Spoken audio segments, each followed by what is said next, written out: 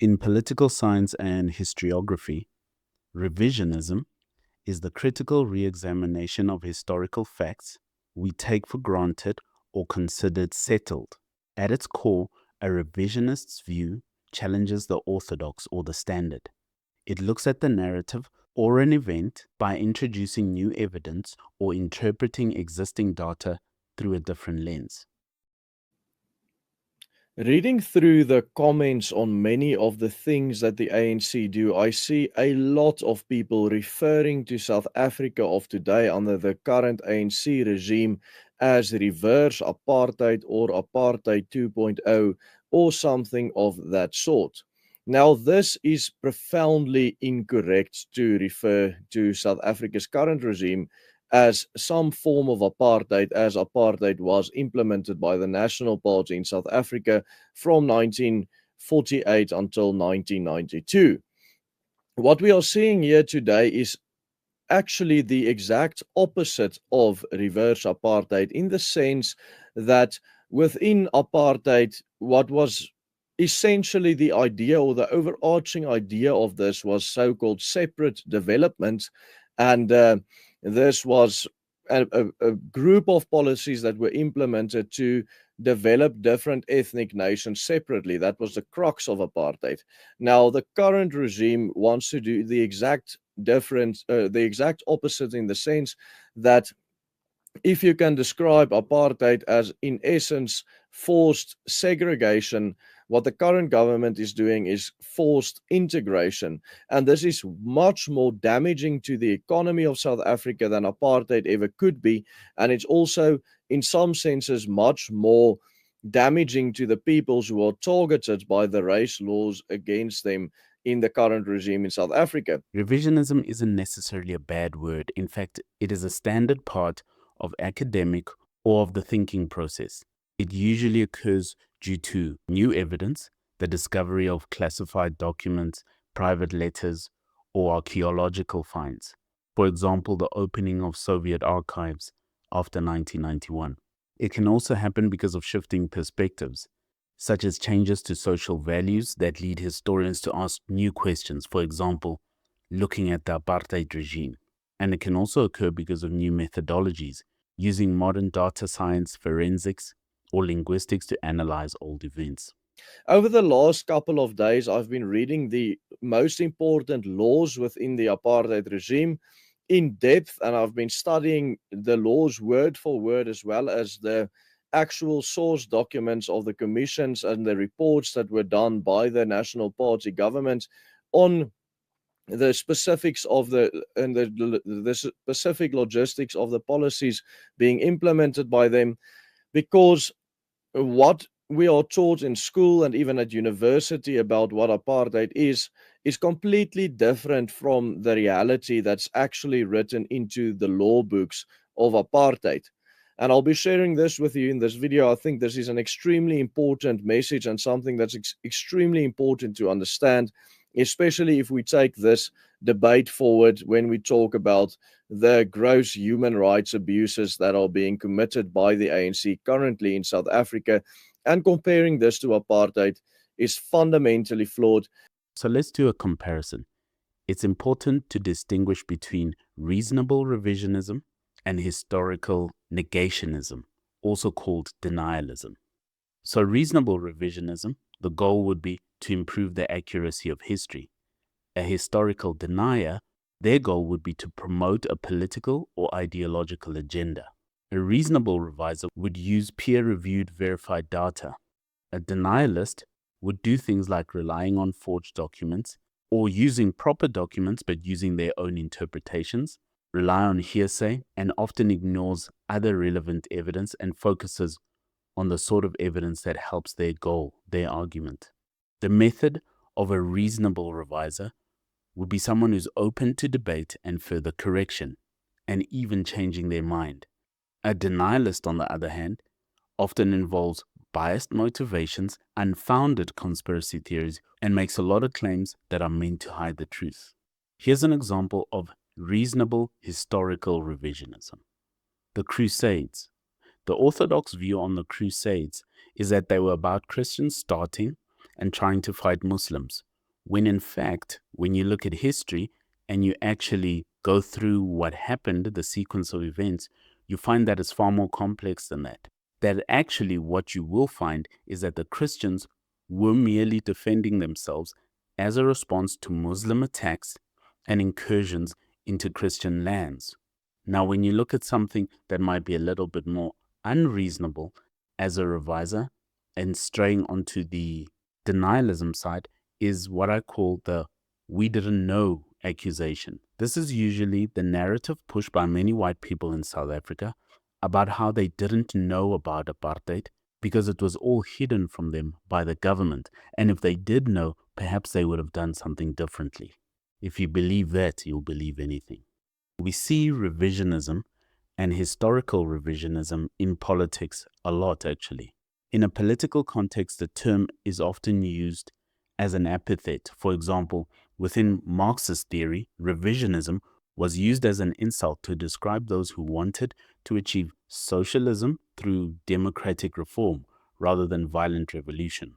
In international relations, a revisionist state, like a rising power, is one that seeks to change the current international system and power balance as opposed to the status quo.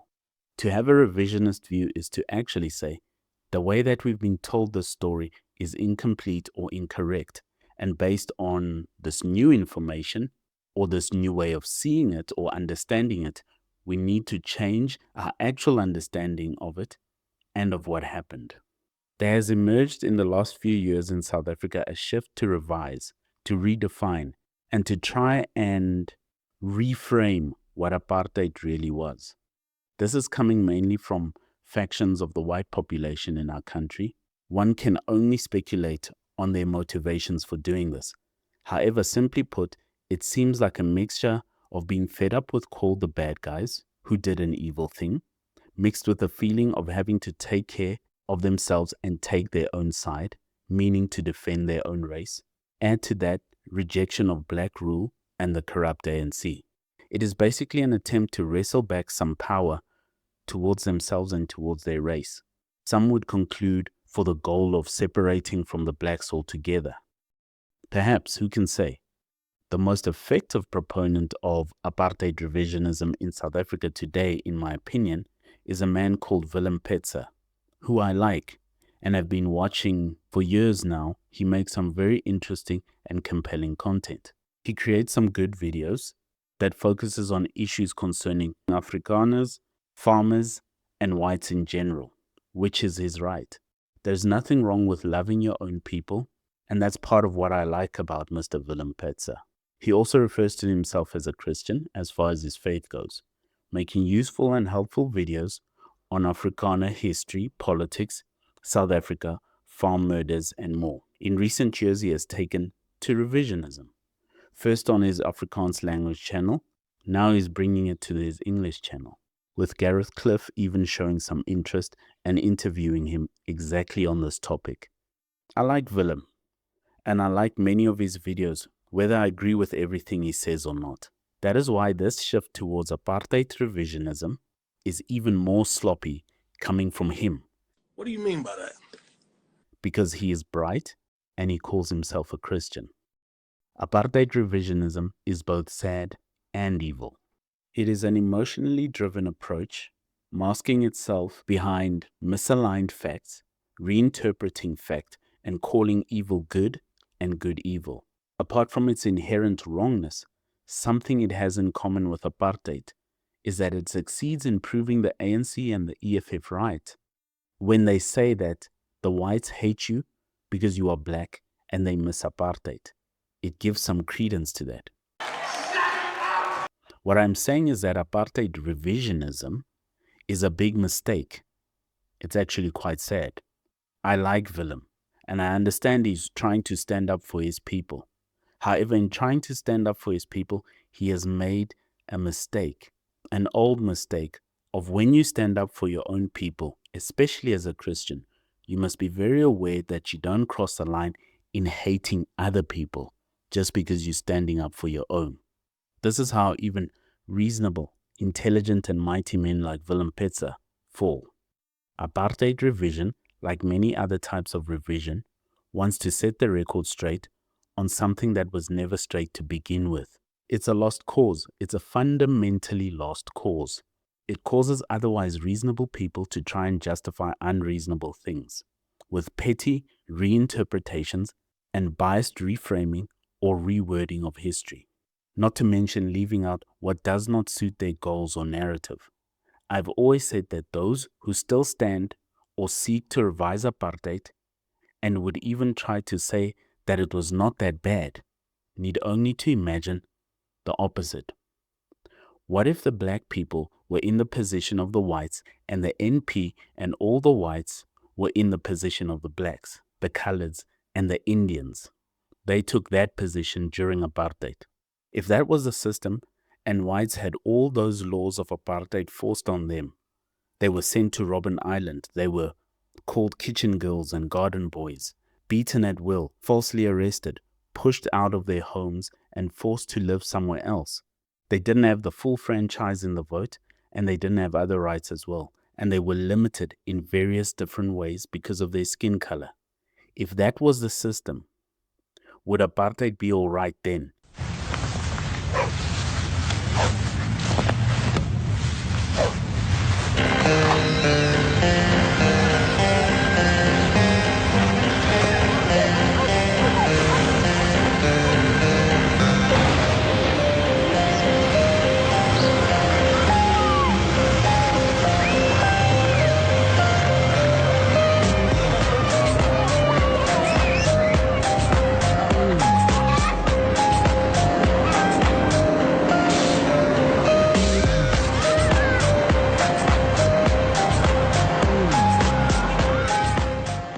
If everything was just swapped around like that, and the whites were in the positions the blacks, the coloreds, and the Indians were, and the blacks, coloreds, and Indians were in the position the whites were during apartheid, would it be a crime against humanity then?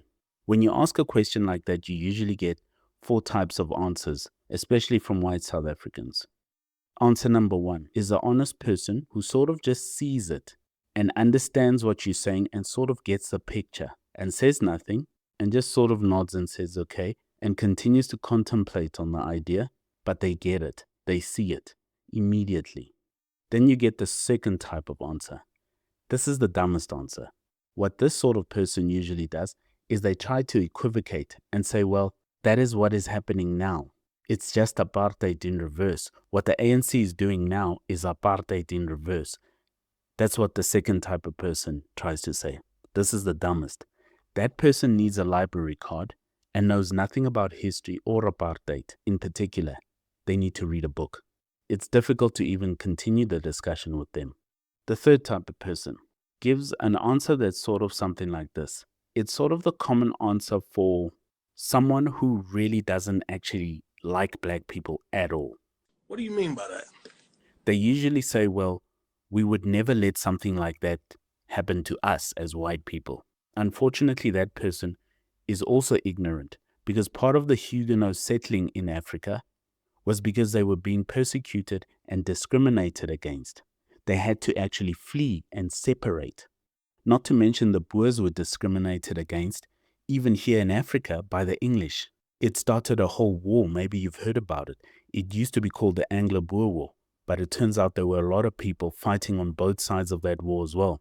And it's now called the South African War because black people were fighting on both sides, and the war culminated in inhumane treatment of the Boers by the English, in burning of their land, dispossessing them of their land, and then holding the Boers in concentration camps. Some have even said that's where the Nazis got their inspiration for their concentration camps, where they kept the Jews in World War II from these British concentration camps that were run here during the South African War. It's probably more accurate to say that they got it from when the Germans held Namibians in concentration camps, but it's actually not far from the truth as well. There were also about as many black people in concentration camps as well after that war. History tells us they were probably held in separate concentration camps. Ernst Roots, formerly of AfriForum, was one of the people you would actually hear being honest and making that statement from time to time. The fourth answer you get, when you ask the question, what if apartheid was flipped around? And this is the worst response, the worst and most evil response, that of apartheid revisionism, because it is not out of ignorance or blind racism or carelessness. It is willful, done with a full knowledge of what you are doing, and it is corruptly motivated. What an apartheid revisionist is actually trying to do when they answer this question or try to argue for a view of revising apartheid is that it comes from a place of twisting the evils and bad done to others to soothe one's own conscience and ego while pushing for separatist goals. Emotional, damn it! Take my original question of what if the role of the blacks and the whites in apartheid were flipped around?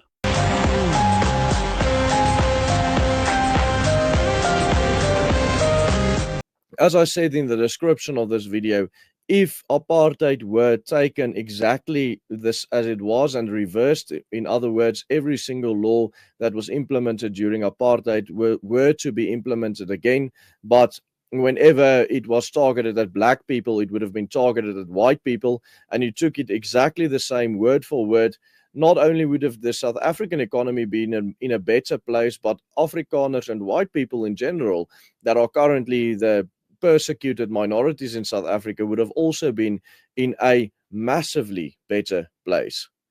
What do you mean by that? When we start talking about apartheid as a whole, the most important part of apartheid and also the most influential policy within apartheid was the creation of the so-called homelands or Bantustans for black South Africans. The government classified black South Africans as citizens of their respective ethnic homelands rather than South African citizens. Now, what this means was that even before these Bantustans were fully recognized as independent and sovereign, like some of them were during the end of apartheid, black South Africans were considered citizens of their respective ethnic homelands. And in essence, the biggest thing that's important in this sense were that these people did not have to pay taxes in South Africa unless they worked in South Africa. If they were productive within these homelands, they had zero obligation to pay any taxes to the South African government during apartheid. If the current government were to implement policies like these and create a separate homeland for Afrikaners, it would have been massively beneficial to Afrikaners in South Africa, as they then did not have to pay taxes to the South African government, just like what happened during apartheid, if they were productive within their homeland. You see what apartheid revisionist Willem Petzer says about it.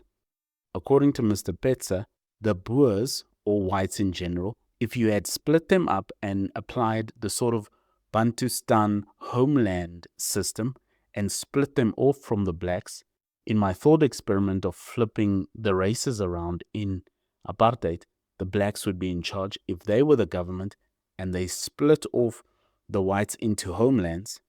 What Willem Petzer says, the whites in general and the Boers more particularly would have just proceeded to build a great folk in those homelands. He's sort of alluding to the fact that the blacks didn't, right?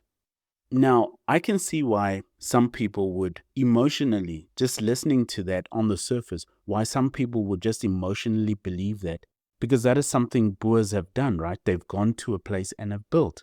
Much of South Africa was built by them, right? So I can see why you would believe that. However, there's just a little problem. When it comes to this idea of apartheid being flipped around, you must understand those white people in those homelands would be living under apartheid laws. They wouldn't just be split off and free to do as they want. I think Mr. Petzer leaves out a few things, don't you think? Especially when you consider those people would be living under apartheid. This would not be let the Boers go because they lost the war and surrendered the fight.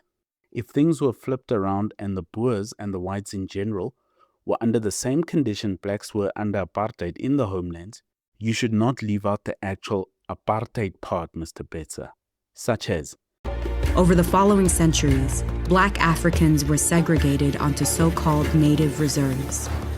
And by the 20th century, that meant 70% of the population was living on roughly 13% of the country's land. Deprived of their traditional livelihoods and seeking to escape these overpopulated regions, Black Africans began migrating to white-controlled areas. There, they worked for low wages on white-owned farms and mines, alongside the descendants of enslaved and indentured workers from across Africa and Asia. By 1948, this exploited labor force was a primary driver of South Africa's booming economy. But economists argued that continued growth required a stable, educated, and urbanized African labor force. The ruling United Party accepted this logic, but the rival National Party argued such a workforce would threaten the white ruling class, naming their campaign Apartheid, the Afrikaans word for separateness. The National Party won the 1948 elections. And once in power, they began forcibly relocating millions of Africans back to the reserves. Under apartheid, Black workers were considered temporary visitors in white areas.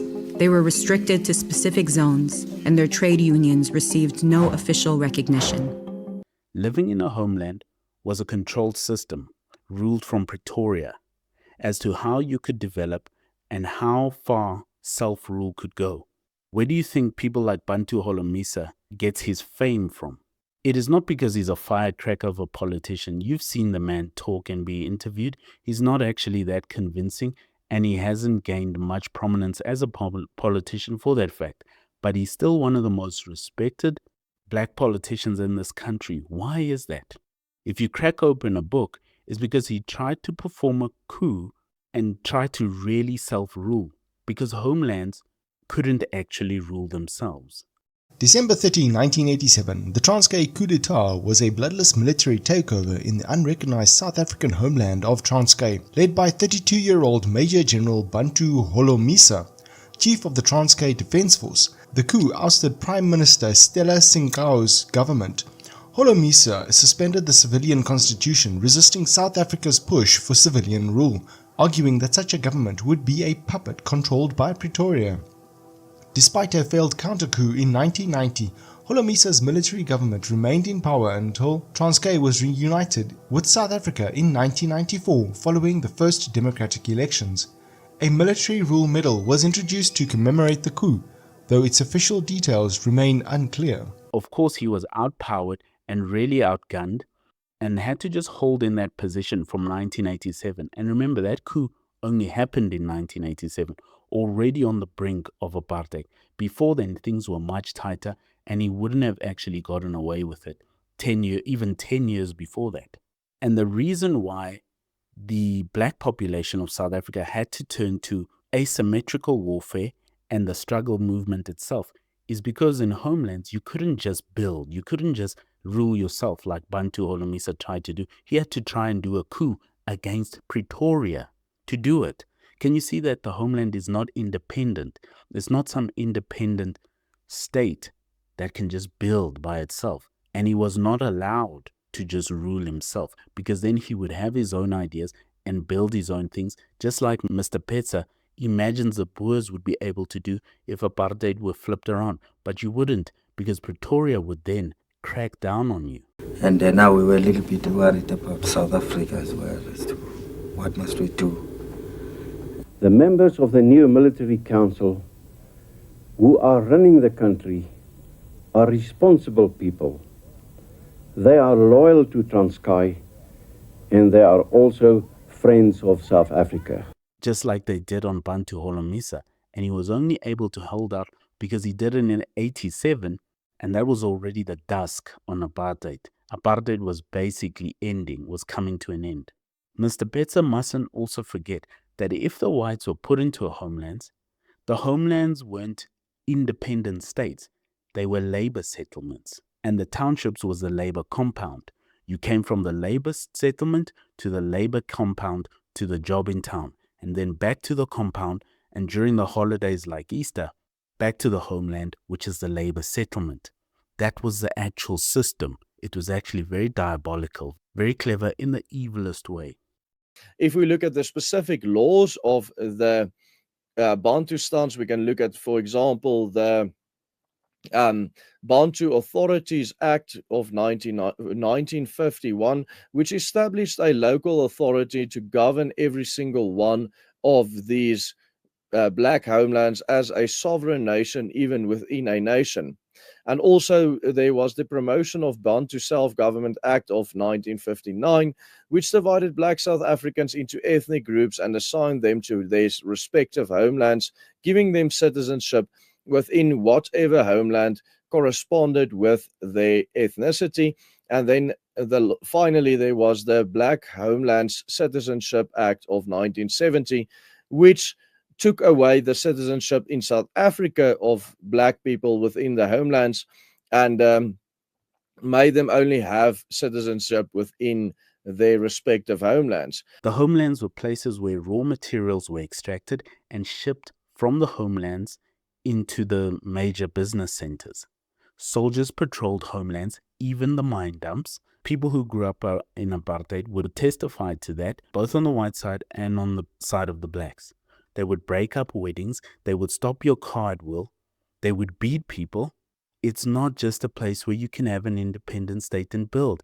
It's not like that. It's a labor settlement. You have restricted freedoms. So who would you trade with? How would you build? You're not a free state, to borrow a phrase. You are a limited entity of Pretoria. Now, if we look at the development of the homelands, a very interesting report that I had read very recently was the Tomlinson Commission report of 1954.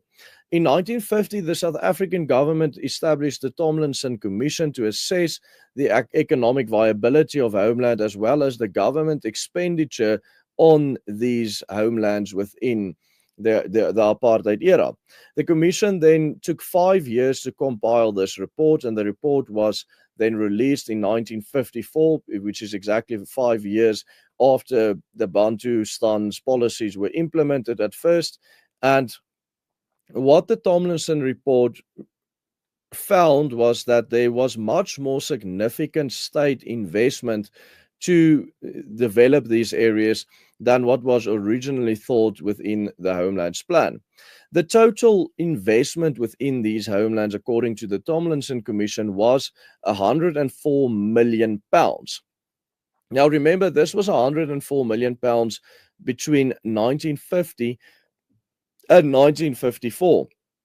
This means that if you take the inflation calculator today, you would see that it is roughly 3.5 billion pounds today, which translates to almost 100 million rands in today's money. So 100 billion rands in today's money. Okay. So 100 billion rands had been spent on developing these homelands, and the report further classified the expenses within the Bantustans as agricultural development that got about 54 billion rands in today's money. Remember, I'm reading in today's money right now. Soil reclamation of about 27 billion. Credit facilities, that's like giving people within homelands loans in order to develop themselves, which was about 3 billion rands. Irrigation systems of also 3 billion rands. Forestry developments of also 3 billion. Then manufacturing and tertiary education, also 30 billion rands in today's money. Urban development, 12 billion rands. Transport and other basic facilities, 13 million rand. Health services and hospitals, 5 billion rand. Education, 23 billion rand. Welfare services, 3.6 billion rands in today's money. Now, just imagine that the current ANC government would, in this fantasy of an actual reverse to apartheid, give white people their own homeland. It doesn't matter where it is. It could be in the middle of the desert like Orania. It could even be the historic Afrikaner cities like Pretoria. Does not matter at all where it is. But then they spend roughly 100 billion rands in developing this homeland for Afrikaners that came from state funds, and they gave Afrikaners citizenship within their own sovereign country. And give them this opportunity to only pay taxes to their own homeland and not to the South African government. Factories were often restricted from being set up there, especially by black people. That's why Herman Mashaba always has a soft spot in South African history, especially among black people, even though he's made a lot of missteps as a politician. Because this man used to be a folk hero, whether people knew his face or not, because he had done something that many black people couldn't do. He had set up his own factories. And it wasn't for lack of trying by other people. It was because they were restricted and couldn't do the trade and couldn't even get the thing built.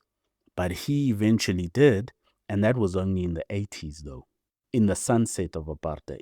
You also then have to consider the labor, which was tightly controlled and funneled strategically into the major centers of economy, with families being broken apart strategically by apartheid, which disables the building of a society. If you fragment the family, you fragment that society. The ANC is using the same strategy today, but with social grants, because people can live wherever they want now. But you still want to fragment them to make them weak. You do it with social grants. What the apartheid government did was to put people far away from their jobs and extract the man. You have to manage the development of the homeland. The homeland didn't manage itself. You couldn't just build. That's why if you say if the whites were separated into a homeland, they could have just created this oasis. Many people wanted to do that in the black tribes, in the kingdoms, and politicians like Bantu Holomisa, because you were not a free state. You were a managed territory, and your development was managed. And that was the point of the homeland, by the fascist apartheid regime, to keep the peace, by keeping the natives just happy enough. Even that didn't work because apartheid was fundamentally a flawed and evil idea. It is just not how humans function. The homelands were territories. They were not independent. They functioned as territories of a broad fascist apartheid state. They were controlled from Pretoria, with their leaders being the equivalent of what today would be an MEC or at best a premier. Premiers and MECs of today have much more powers with the broader government in Pretoria than any of the homeland leaders ever did during apartheid. Most of their powers were vested in the Bantustans themselves, and any communications and power they had with Pretoria was well managed by Pretoria themselves. Under the supervision of Pretoria, you couldn't just build. That completely negates and misunderstands what apartheid was. They could not just build themselves up. They were managed for maximum labor production goals. They weren't a free vassal state that could just build themselves. 100 billion was invested in the homelands, as Willem Petzer points out. What was that for? Was that for the development of the homeland? 80% of the population. What do you think that money was put into the homelands for? So they could build themselves up? That is a fundamental reframing of what apartheid is, and is just dishonest. This was not for the benefit of the homeland. The Bantustan was a labor settlement, and you had to keep the peace there. It had the added value of keeping the blacks all the way over there, away from the white areas. That money was for keeping away the revolt, pacifying the mass, and managing the population while extracting resources and labor from those areas. The black ruling elite in the homelands were acting on behalf of the apartheid regime and were appointed by or with the permission of the regime itself. The leaders in the homelands were not about building the place up, they were executing the government's goals. Why do you think the IFP actually fought on the side of F.V. de Klerk in the early 90s? Because the IFP and some of the leaders in the Zulu homeland and in the Zulu royal family had close links with the apartheid government and were trying to hammer out a couple of deals, like the land that they got, the Ngwenyama Trust that they now own. Because these people were run by Pretoria. They couldn't just do what they wanted and oppose the government. That came at a cost. That's why the IFP decided to use that, not to just full on go against the government, but to fight on their side to extract something for themselves. And then it could benefit themselves just like it does today, instead of just benefiting Pretoria as it did during apartheid. You couldn't just build. If you leave out the actual apartheid of it, Willem, Anybody can believe it then. It sounds plausible, it sounds believable, but it's just revisionism. I don't think you have the facilities for that, big man. Think of Orania. Orania is not like a Bantustan or like a homeland. To equate the two, it's a joke and it's not real. It's not like a Bantustan at all. They are actually free. In fact, they benefit from having a democratic country that sees them as a free place and allows them to do what they are doing. Black, coloreds, and Indians and others could not have ever built something like an Orania under apartheid. It would have been attacked by the military. It would have been broken down. It would have been illegal. It would have been destroyed by the fascists.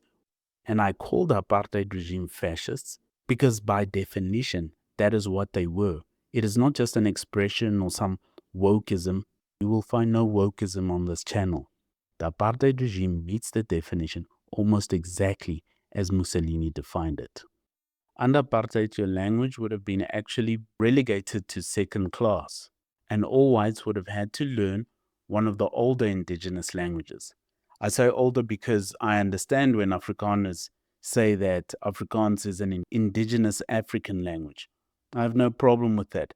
Under apartheid, though, speaking Afrikaans to your Sepedi-speaking boss in town or at a factory would have been a no-no, and you wouldn't have that job for very long.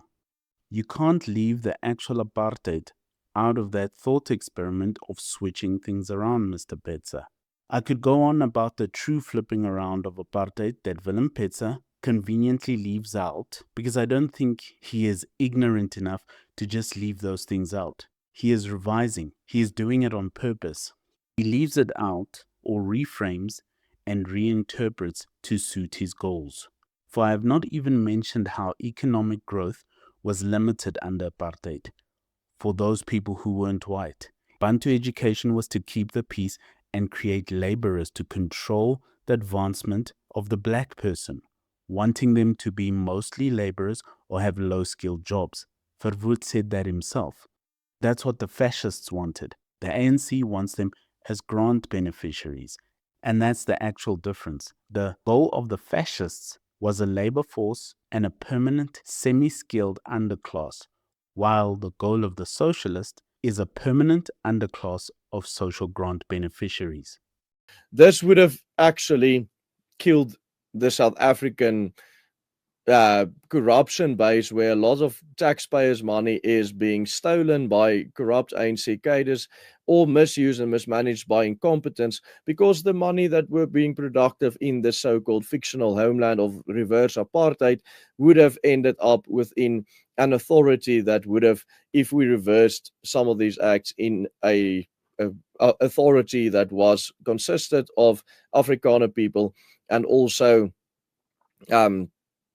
ruled by Afrikaner people, if we want to put it like that. The family structure was broken. It was de-evolving.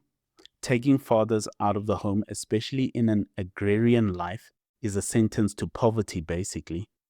Then also there was a lot of social and cultural segregation, like prohibition of mixed marriages in 1959, Immorality Amendment Act of 1950, which was basically the same thing, and then also Separate Indemnities Act. So in other words, different benches for different races of people. And this is actually the act within apartheid that is brought up the most by people who want to show you how their human rights were abused during apartheid. They would show you the so-called apartheid bench, which is like a bench that says blankes, slegs blankes, or Europeans only. And this is the biggest proof of this so-called dehumanization of black people, with the fact that they had to sit in different areas on the bus, on different benches in the park, and walk through different doors, etc., etc. Now another race law strategically excluded black people from things apartheid did not want them in, from jobs, buildings, benches, to even sporting codes. The Group Areas Act was also promulgated in 1950, which divided cities and towns into racial zones, which sometimes required the forced removal of people, and it wasn't just black people, it was white people also, from certain areas that were earmarked for different races. Now, a lot of people don't know this, but many white people actually didn't just lose their homes within the Group Areas Act, but also they lost their farms that were expropriated by the government to be given by the Bantustans, which we discussed earlier in this video. And these farms were obviously expropriated with compensation and then given to the Bantustans. But as for the Group Areas Act, both white people and non-white people that had to leave their homes didn't lose the title deed to their homes. For instance, there were a lot of colored people that owned homes in places like Sea Point, which was obviously part of the earmarked area for white people, but they still owned these homes and they were able to rent them out to the white people that stayed there. Of course, this wasn't always the case, because this was only the case when the people actually owned the property in which they stayed, card and transport. They had a title deed to that property. If they were just staying there and they didn't have any title deeds, they were obviously forcefully removed and then moved to another area of the city. Now, I can't see how, if this policy was reversed and let's say that there's another new Group Areas Act, I can't see how that would make much of a difference to how cities are being laid out today, because at the end of the day, it is already racially segregated, and poor people stay in poor areas and rich people stay in rich areas. So if you take the rich people out of the rich area, for instance, exactly like what happened during apartheid, and you tell them they have to move to another area, like for instance, you tell them they have to move from Constantia in Cape Town to Kraaifontein or whatever the case may be, and they would still own their property within Constantia, they would be able to rent it out or sell it off to a person that is actually allowed to stay there.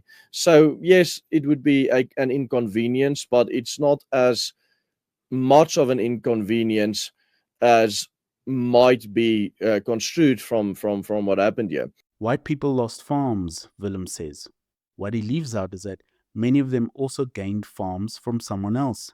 Many chiefs and landowners were surprised to find out that their land was owned by someone else, out of the blue, a white someone else.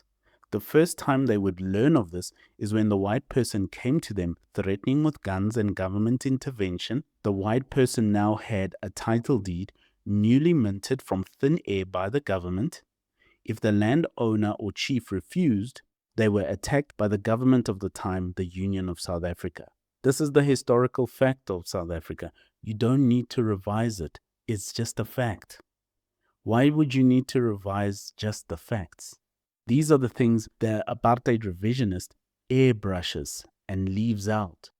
If someone can mint a deed for your land without your permission, without ever consulting you, kick you out of your home, that's fascism. Forced removal is unjust, and that's where the homelands even started from. Willem Petzer calls it an inconvenience.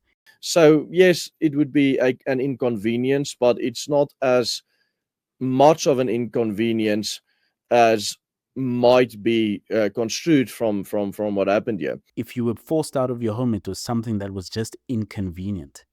Are white people fighting or rejecting land redistribution and other land policy? Are they fighting that in South Africa today because it would just be inconvenient? Laws that the ANC and the EFF like to push. Are white people in South Africa, and actually most black people, but let's just stick to the white people for now. Are white people in South Africa against the sort of land laws that the ANC and the EFF push just because they would be inconvenient? Are they just against it because losing your farm or your house in whatever suburb you live in, because that's where that land law is going actually, would that just be an inconvenience to people? Would that just be something they would deem inconvenient? That's why they're against it. To be moved to wherever the government decides. If the ANC government decided today that they're taking land from white people in suburbs and on farms and move them wherever they wanted, just like the fascist National Party government did, would that just be an inconvenience to Willem Petzer and other people who are reframing apartheid? To be moved wherever, is that just an inconvenience? Willem, this sounds ridiculous. It sounds unfeeling, without mercy, without charity, the opposite of Christ. Apartheid revisionism is foolish. It's filled with lies, And you know what the saddest thing about it is? It's completely unnecessary. Emotional, damn it! Then we can get to other laws like the Pass Laws Act, which essentially is written exactly the same as a visa. So basically, a person that enters a different country needs a visa to enter that country. And as we know, because of the Bantustans, these people that were living there were seen as citizens of different countries, and therefore they require a visa to be in South Africa. And then this required black South Africans to carry passbooks at the time, which contained information about their employment and their residency and personal details, which is basically exactly the same as the information that you would have in your passport today and your visa. So whenever you get pulled over in a place like America and they ask who you are, where you're from, are you here legally, you can show them your passport and your visa, and then they would know exactly where you are from. Willem Petzer says things like, pass laws is just like a visa. Well, it really isn't, is it? If you had to follow Willem's example, like a visa based on your color, not your citizenship, because actually your citizenship was stripped away when you were moved to a homeland. That's what the apartheid equivalent would be. If we flipped it and we said, okay, all white people into the homelands and black people, colored people, and Indian people live everywhere else, that government would actually have to strip away the citizenship rights of the whites, including the vote and other things. And then when you wanted to go anywhere in the country out of that homeland, because that was part of the homeland system, you had to present this pass and you were limited to certain times, also limiting not only your freedom, but how you can build as a person. So it wasn't just like a visa. A visa doesn't cause you to lose citizenship to anything, and it's not about your own country, it's about some other country. If you move to a homeland, you are a person of no country, because the homeland isn't even a country, it's a territory of the broader country where you don't have citizenship, actually. That's actual apartheid. That's what the equivalent would be. To equate pass laws to a visa is just not true. It is a visa based on color in your own country and restricts your freedoms in your own country. When Mr. Petzer and other revisionists downplay something like this, gives room to the socialists that can sell the idea that the whites want apartheid back. They love apartheid and they're defending it because they hate. Now, this is profoundly incorrect to refer to South Africa's current regime as some form of apartheid, as apartheid was implemented by the National Party in South Africa from 1948 until 1992. What we are seeing here today is actually the exact opposite of reverse apartheid, in the sense that within apartheid, what was essentially the idea, or the overarching idea of this, was so-called separate development, and this was... The apartheid revisionist also makes a big mistake when he reframes apartheid as a benevolent thing. They have a benevolent view of apartheid.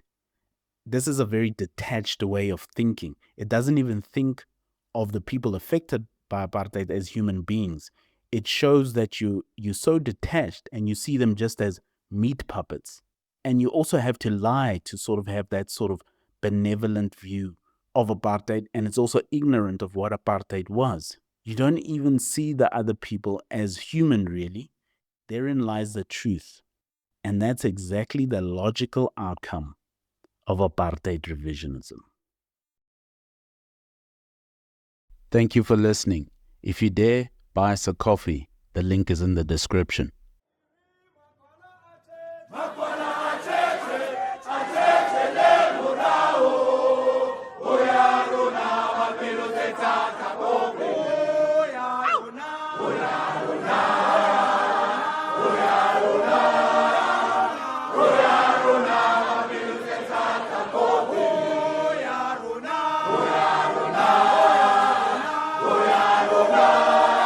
Hoya Rona,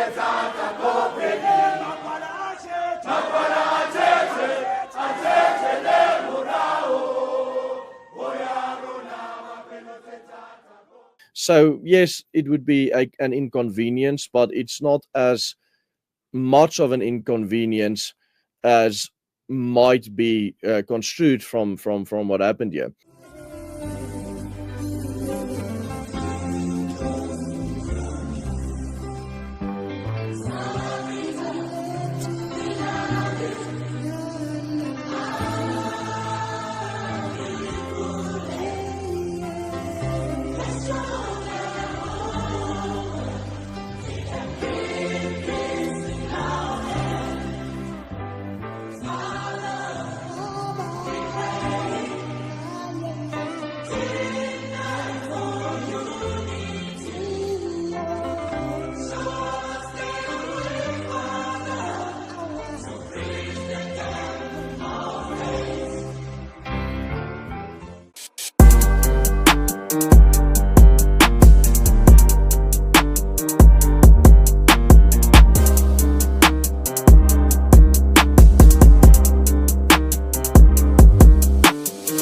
In the South African context, apartheid revisionism is a growing movement, largely within conservative Afrikaner circles, to reevaluate the history, motives, and outcomes of the apartheid era.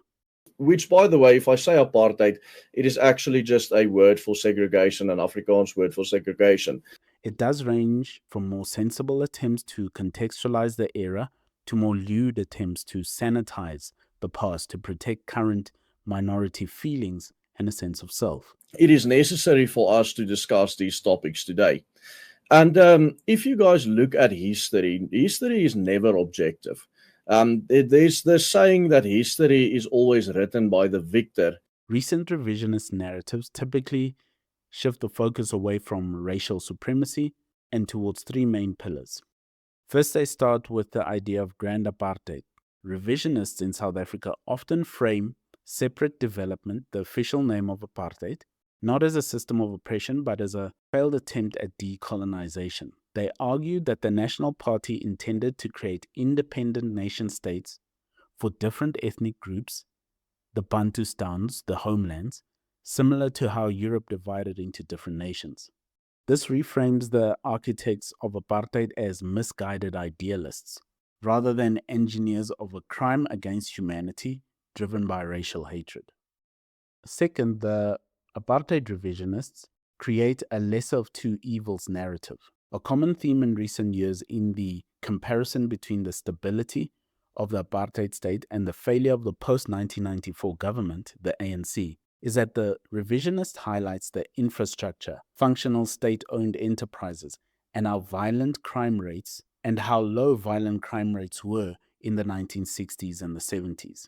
This narrative omits a couple of things. It usually ignores the fact that the stability was built on the systematic exclusion and repression and state-sponsored violence against the majority of the population who had already had most of their rights removed, while areas populated by black people had far less infrastructure and development in the first place.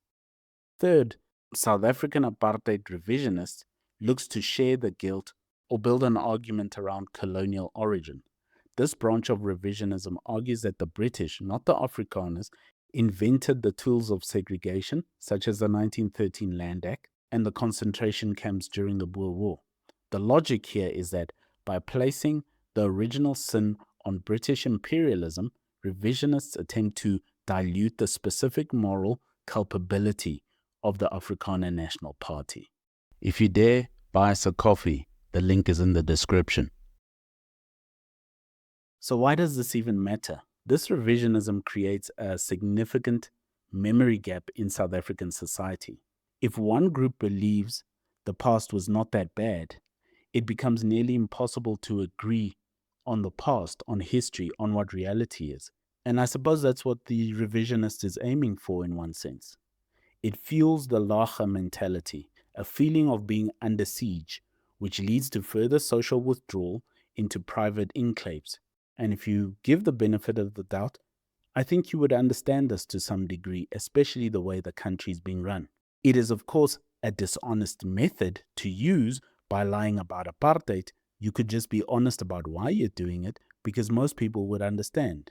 When you use revisionism to build this Lager mentality, you're creating a false narrative that is going to yield very negative results in the long term for everybody in this country. In 2019, the South African Equality Court ruled that the gratuitous display of an old 1928 flag constitutes hate speech. Revisionists often fight these rulings as attacks on history and heritage, yet they want Malema to stop singing Kill the Boer. Let's look at it side by side. The more factually based view of apartheid and the revisionist view. The orthodox view would say the nature of apartheid is that it was a crime against humanity. The revisionist view would say it was a failed socio-political experiment. The orthodox view would say that the Bantustans were puppets used for dispossession of land and rights. The revisionist view would say it was an attempt at ethnic self-determination. The orthodox view would say that apartheid pre-1994 economy was built on cheap, exploited labor. The revisionist view would say that it was a period of peak South African excellence. Okay. Most common sense people can get their mind around the simple idea that systematic deprivation of rights based on race is inherently a crime, regardless of the order or infrastructure it might produce. It's still repression. Handcuffs are still handcuffs even though they're made of gold. A fat chained dog is still chained even though the unchained dog is thin and skinny. If you dare, buy us a coffee. The link is in the description. So, if you look at the areas of land that was then basically given to black people and say that this is your land, and you compare that to a map of arable soil for rain-fed agriculture, which measures the agricultural potential of all of the lands in South Africa, you can see something very interesting. In the first place, South Africa, 2/3 of the entire country is desert or semi-desert. It has zero potential for agriculture. Then, if you look at the black homelands and you compare it to the map of agricultural potential, you'll see, very interestingly, that the vast majority of the highest potential agricultural land in South Africa was under black control when the Land Act was enacted. It was under black control before that as well, and it is still mostly through trusts under black control today. So if this Land Act was enacted in order to oppress black people, why didn't they just make all of the Bantustans here in this area where there's nothing for them, and they would give all of this fertile land that is in this area as well as in this area to black people? In the technical sense, and based on historical and geographical data, the claim that the land allocated for the Bantus, the homelands, was the best agricultural land in South Africa is actually false. While WILLEM Petzer and other similar commentators often use statistics about the quantity of the land currently owned or the potential of certain regions to argue that the landlessness is a myth, the historical reality of the quality of that land is well documented actually. We start with the 13% versus 87% disparity. Under the Natives Land Act of 1913 and the Native Trust and Land Act of 1936, approximately 87% of South African land, including the vast majority of high-quality arable land, was reserved for the white minority. The black majority, about 80% of the population, was confined to the remaining 13%, which became the Bantustans. Marginal versus arable land. Agricultural experts and historians categorize the land in the former Bantustans as marginal, meaning most homelands were located in areas with poor soil quality actually, highly susceptible to erosion, and part of it was semi-arid climates. The topography of areas like the Transkei and KwaZulu-Natal have high rainfall, which is often cited by people like Willem Petzer. However, much of this land is mountainous and steeply sloped, making large commercial crop farming significantly more difficult and expensive, and more expensive than on the flat, fertile plains of the Highveld, which was reserved for white farmers. So what happened after the end of this Anglo-Boer War was most of these farmers couldn't farm anymore. They didn't have the funds to farm. They did have some land, but the land is useless if you don't have the infrastructure and the funds to actually operate your agricultural business. So this forced them into the cities. Then you had your systematic underdevelopment. While the white commercial agricultural sector received massive state subsidies, irrigation infrastructure, and technical support, the Bantustans were overcrowded. The high population density in that 13% of land led to immediate overgrazing and soil erosion. Historically, these areas were described as labor reserves or dumping grounds. I call them labor settlements for people not needed in the white-owned urban and mining sectors, because you couldn't really stay anywhere else. It just wasn't allowed. You were restricted from where you could live and where you could be. In the homelands, you lacked the silos, the transport networks, and the water management systems necessary to make even good land productive. That's what the Apartheid Revisionist leaves out. A few moments later. So what happened after the end of this Anglo-Boer War was most of these farmers couldn't farm anymore. They didn't have the funds to farm. They did have some land, but the land is useless if you don't have the infrastructure and the funds to actually operate your agricultural business.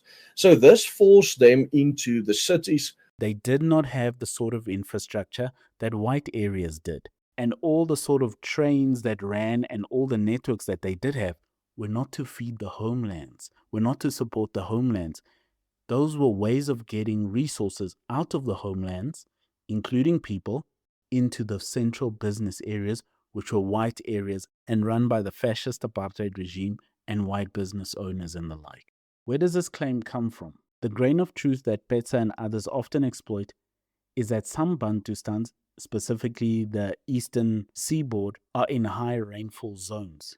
Technically, while these areas receive more rain than the arid Karoo, for instance, rainfall does not equal best agricultural land. Agricultural value is a combination of soil depth, nutrient levels, slope, and infrastructure. By focusing on rainfall or the current size of communal land, the claim ignores the fact that the most productive, flat, and nutrient-rich soil in the country, what is called the maize triangle, was almost entirely exclusively for white use. It excluded the Bantustan system. Then there is the very, very interesting separate representation of Voters Act, which removed black, colored, and Indian South Africans from the voters' common roll in 1951. And it created a separate electoral system that caused different races of people to vote for their own representation within the government of South Africa, and they could vote also for their own governing bodies that governed over them specifically. Now, if the ANC would do this today, then it would basically mean that white people would elect their own government within the government of South Africa, and that might also not be the. It would also not be the worst thing for what would be happening here. The Apartheid Revisionist also likes to reframe the voting system, the proportional voting representative system of South Africa under the apartheid system. They like to phrase it as though it wasn't such a big deal and that people who weren't white actually had a significant say under the apartheid system and what would happen in this country.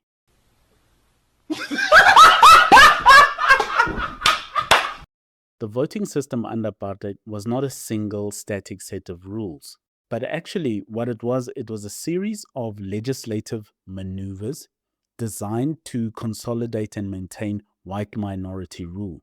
It evolved from a flawed Westminster model into a complex, racially tiered system that basically stripped the majority of the population of their South African citizenship. The 1948 turning point. Before apartheid was formally codified, South Africa used the first-past-the-post system. In the 1948 general election, the National Party, the NP, won the majority of the seats in parliament despite receiving only 37.7% of the total vote. Their opponents, the United Party, won nearly 50% of the vote, but lost the election.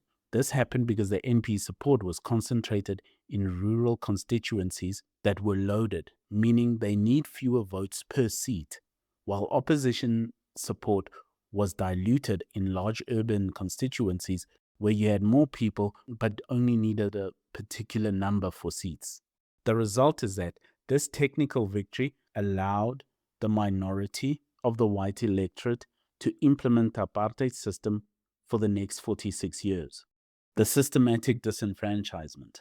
Initially, a small number of black and colored men in the Cape Province held the right to vote on a common roll based on property and literacy qualifications. This was called the Cape Qualified Franchise.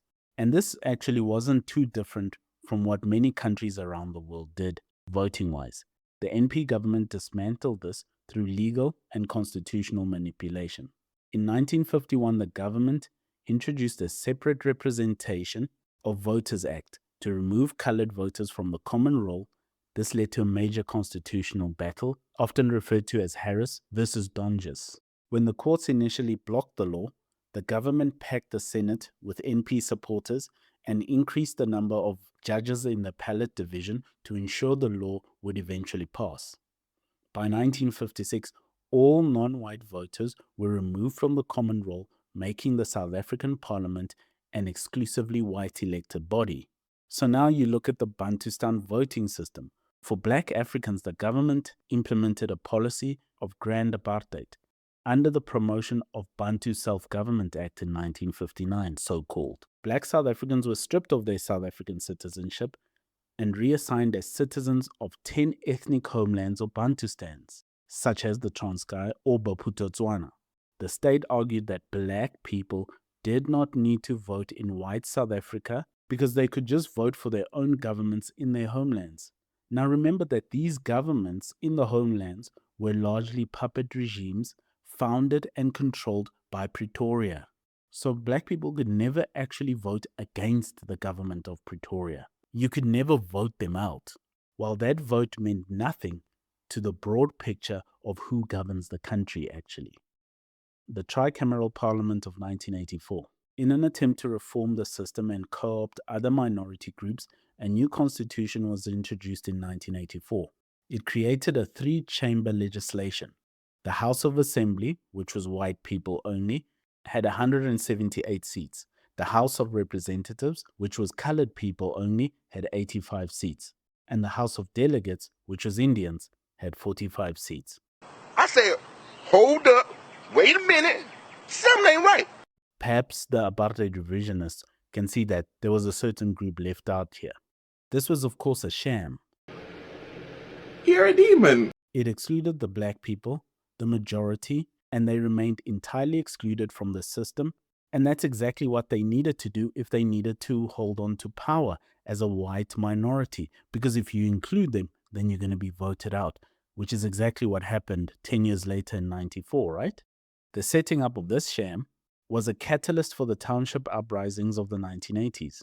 Willem Petzer likes to try and argue that the system gave black people a way to influence the government. Stop it. Get some help. I know he cannot be that ignorant, because the ratio was 4-1. The number of seats was fixed at this ratio that ensured that the White House, the White Assembly, could always outvote the other two combined on general affairs such as defense, finance, and foreign policy. And then you add to that the President's Council, which was a council to settle disagreements between the houses, which was also weighed heavily in favor of the White House of Assembly. So then when you get the transition in 1994, you see the apartheid voting system come to an end and the interim constitution of 1993 come into effect.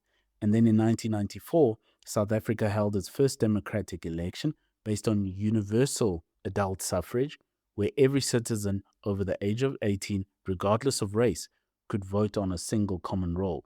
You don't have to be a great genius to see that those are two very different systems. Let's ask ourselves, why is there such a big correlation between the Bantu homelands and agricultural potential? Well, firstly, obviously, it's because that the homelands were the areas that was already settled by black people at that stage. But if you go a little bit deeper and you ask yourself why were these areas settled by black people, was because areas with high agricultural potential is the only areas that is possible to survive in without Western technology of the time. Without the technology to set up a wind pump, a windmill that pumps water out of the ground and to drill wells, it's not possible to live in any of this area that is desert or semi-desert. It's also not possible to live in any of this area that is high veld, because even though the high veld had a lot of rain, the high veld didn't have any natural rivers from which people can get drinking water. It's just massive swaths of grasslands that if you don't have the ability to drill for water, to set up windmills to pump water, you cannot survive in this area because you will die of thirst.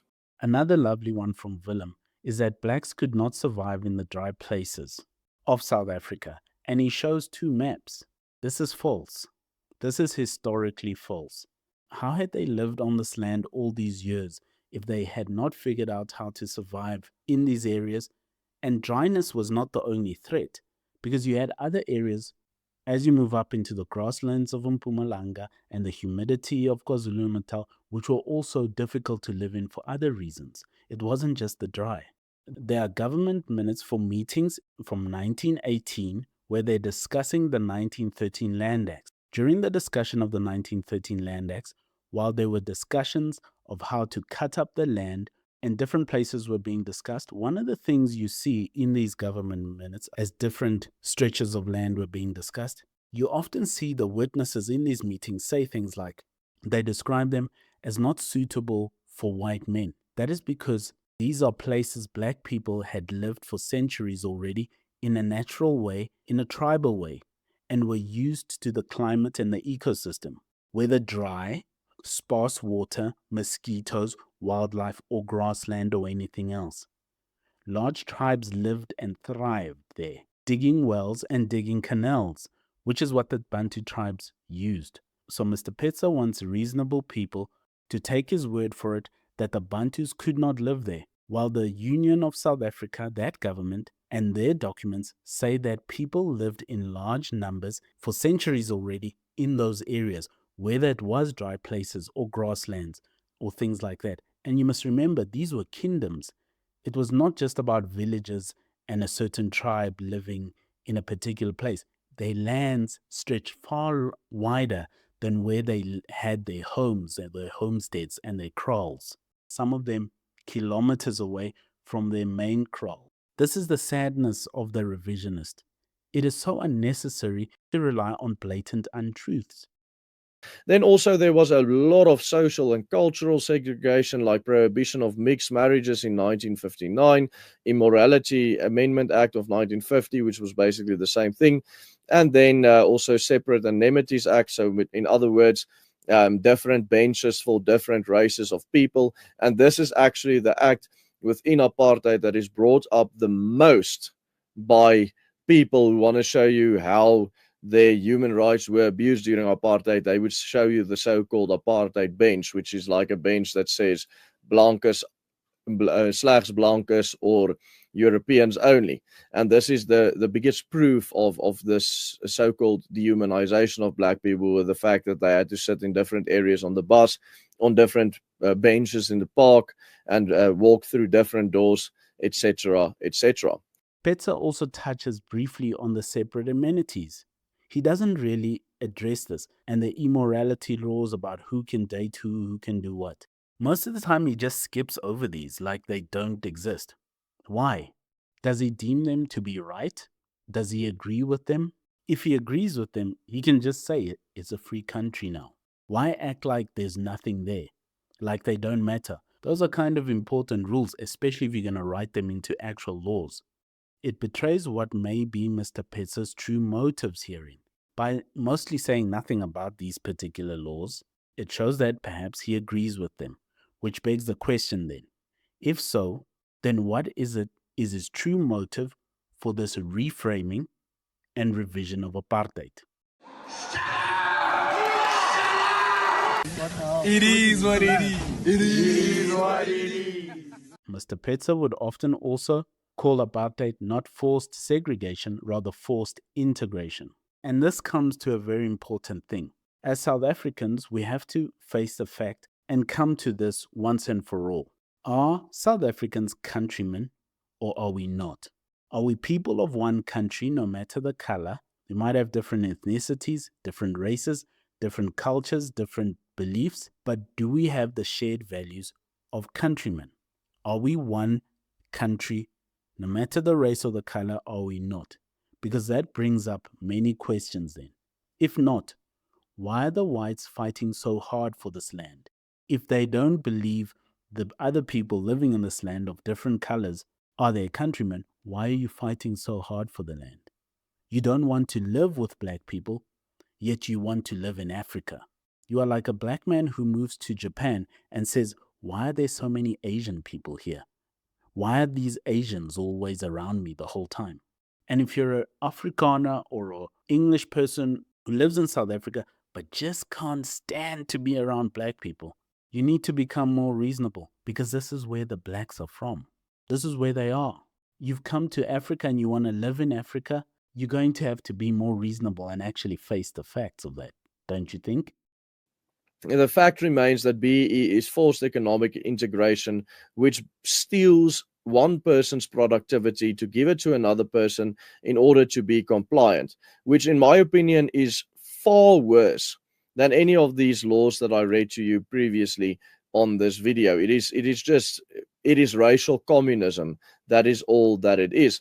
A few moments later. Which, by the way, if I say apartheid, it is actually just a word for segregation, an Afrikaans word for segregation. Was the fact that these mines that were controlled by Rothschild money tried to lower the prices of labor as much as they possibly can because they knew the people were destitute. This was now after the Great Depression. The people were really destitute and they would basically work for anything. And actually, the South African Communist Party at that time, which led a strike, which had placards saying something like "Workers of the world unite for white South Africa," had this idea that black people were coming in and they were cheap labor for these mines, and therefore all of these white people were losing their jobs because black people were willing to work for even less, were willing to live in even more destitute situations. And then they said something needs to be done about this. And then obviously the majority of people at the end voted for the National Party, and the National Party started introducing segregation in the cities, which is apartheid. It's worse than the laws from apartheid. BEE is worse than the laws from apartheid, he says. That is an evil thing to say. To equate BEE, as horrible as it is, with apartheid is a height of ignorance, hypocrisy, and low thinking. I don't think Petzer is ignorant. However, his comment does reach a new low. God forgive him. He does state one truth that revisionists often leave out, that BEE benefits no one but the connected types. It benefits the mass of black people even less than it does white people. In other words, it hurts black people even more than it does whites, does BEE. Look at the unfulfilled public hospitals, the unfulfilled schools, the unfulfilled school toilets, the unfulfilled policing contracts, the policing contracts that leave the whole country at risk. And that mostly affects people who can't afford private security and live in townships and informal settlements. Only with you investing in us are we able to do the work we are doing going forward. Goodbye, and God bless. Willem Petzer likes to end his videos with God bless, or God bless you. I agree with that. This is how he ends most of his videos actually, even the ones where he's doing some apartheid revisionism. The irony of ending a video on apartheid revisionism, where you sort of reframe apartheid as a good thing or a misunderstood thing, where you do that, a video like that, you end by appealing to the God that says all men are made in his image, after spending 10 minutes advocating for an idea whose entire premise was that some people are more human than others. You call this idea good and misunderstood for 10 minutes, then end with God bless you. That's evil. Apartheid revisionism even makes hard-working, intelligent men like Willem Petzer lazy thinkers and pushers of twisted facts like this man, Julius, making people reach for the easiest and most emotionally soothing answer to avoid the truth and feeling better about themselves and have a justification for hating. Emotional, damn it! He says this in one of his latest videos about the horrific trend of farm murders. After Donald Trump raised awareness of the issue of violent farm murders and land grabs in South Africa in February last year, farm murders immediately dropped by 55% for the next 12 months. As we will highlight in today's video, the fact that the most powerful man in the world raised awareness of an issue, and when he played the videos of Julius Malema and previous President Jacob Zuma singing Kill the Boer, going where no one on the international stage previously even dared to tread, he, for a very good reason, had a significant impact on the onslaught of white farmers and what they are facing in this country today. Unfortunately, that massive dip in farm murders is over now, as we've seen in the last week with farm murder after farm murder being reported. The truth is that this is exactly how crime acts, actually. This is what you often hear of when criminals say that they are lying low, because there is a spotlight on their chosen crime. There is heat on them, in other words. They just lie low, just like the gangs in colored communities do when there are government raids or the government deploys soldiers to that community. Apartheid revisionists like to pose as though apartheid was a benevolent rulership, while British rule that did many of the same things apartheid did by undermining the Boer language, culture and history, stealing their land, burning and evicting them, arresting them, imprisoning them, fighting wars with them. When that is happening to the Boers, it is oppression and subjugation. When the Boers do it to black people, according to the apartheid revisionist, it is a benevolent and misunderstood rulership. No, sorry, Willem, that is not an argument fit for a Christian. For the non-Christian who also argues this, I suppose then you found your justification for hate. It's better you just be honest about that. It is nothing new under the sun. Isn't it, Willem? Thank you for listening. If you dare, buy us a coffee. The link is in the description.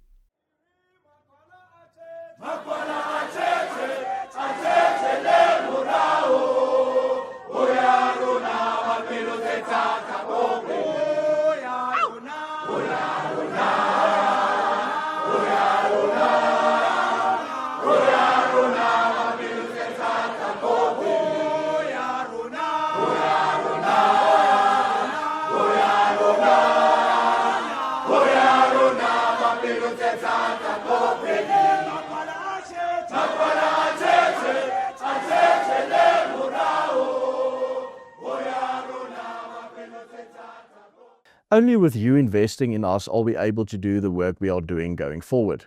Goodbye, and God bless.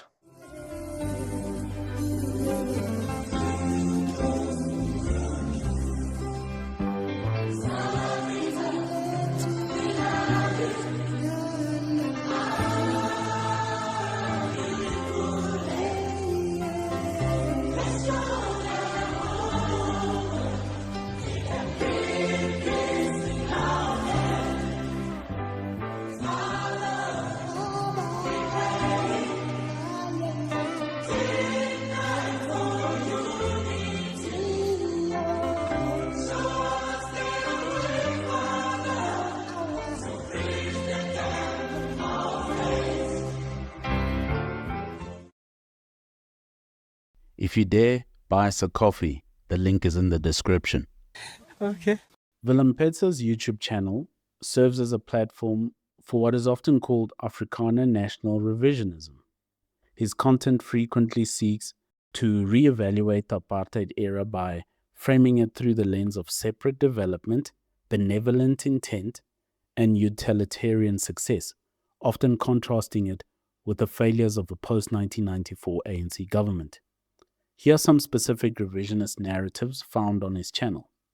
1. The Untold Truth About Apartheid, What You Were Never Taught, argues that apartheid was a form of decolonization and a response to socio-economic pressures rather than racial malice.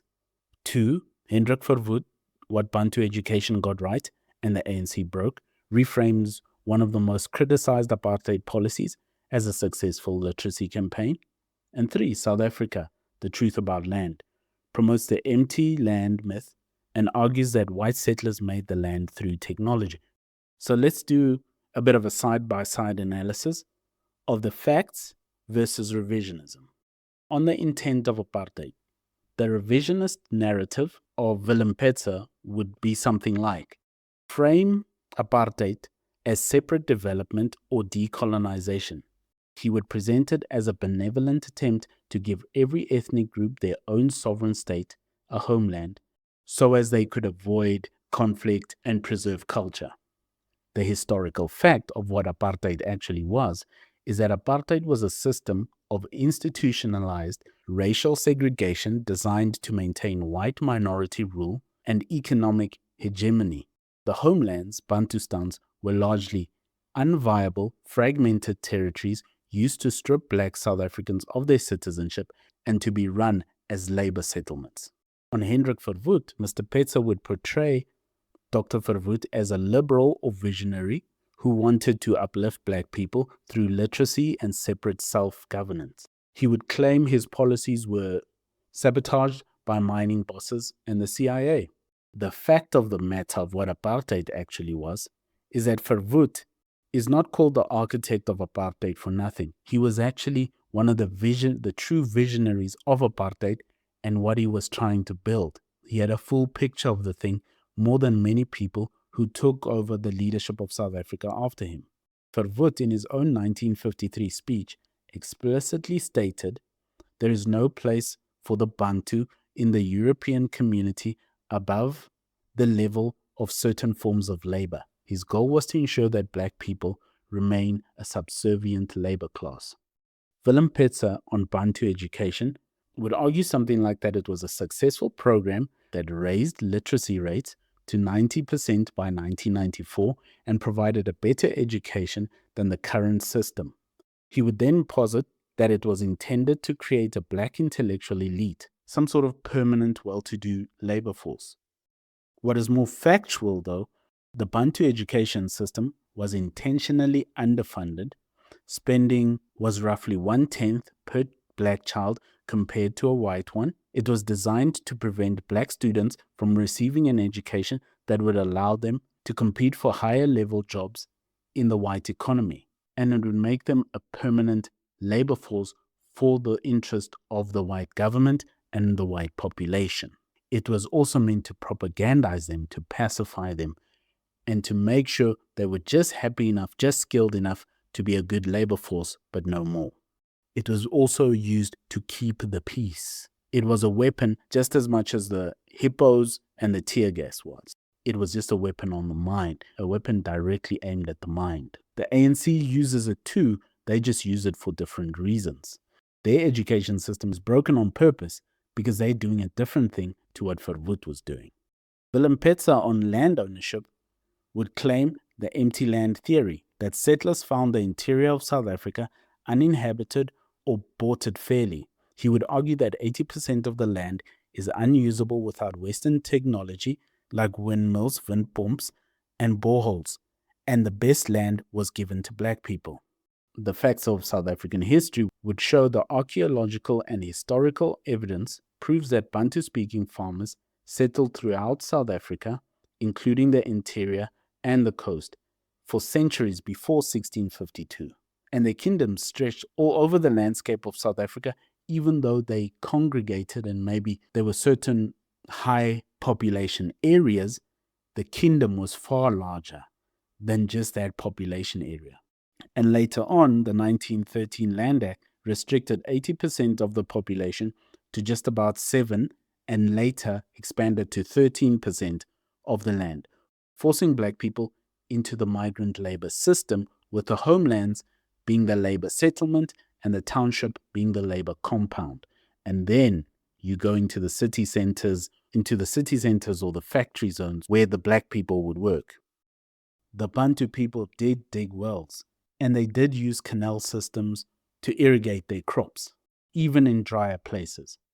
Willem Petzer would say of the crime against humanity label of apartheid, he would claim that the UN designation of apartheid as a crime against humanity was a Cold War communist Arab plot to delegitimize the West and the Afrikaner. The facts would say apartheid involved forced removals through the Group Areas Act, the suppression of all political dissent through violence, and the denial of basic human dignity and rights, false imprisonment, and many other things. That's a crime against humanity, no matter what human you would be doing that to. If apartheid was perpetrated on the Boers, it would be a crime against humanity, just like the imprisonment of Boers in those concentration camps was. An apartheid revisionist like Willem Petzer would narrate that apartheid was a response to high crime and white poverty in unsegregated slums intended to protect the high trust culture of Afrikaners from primitive influences.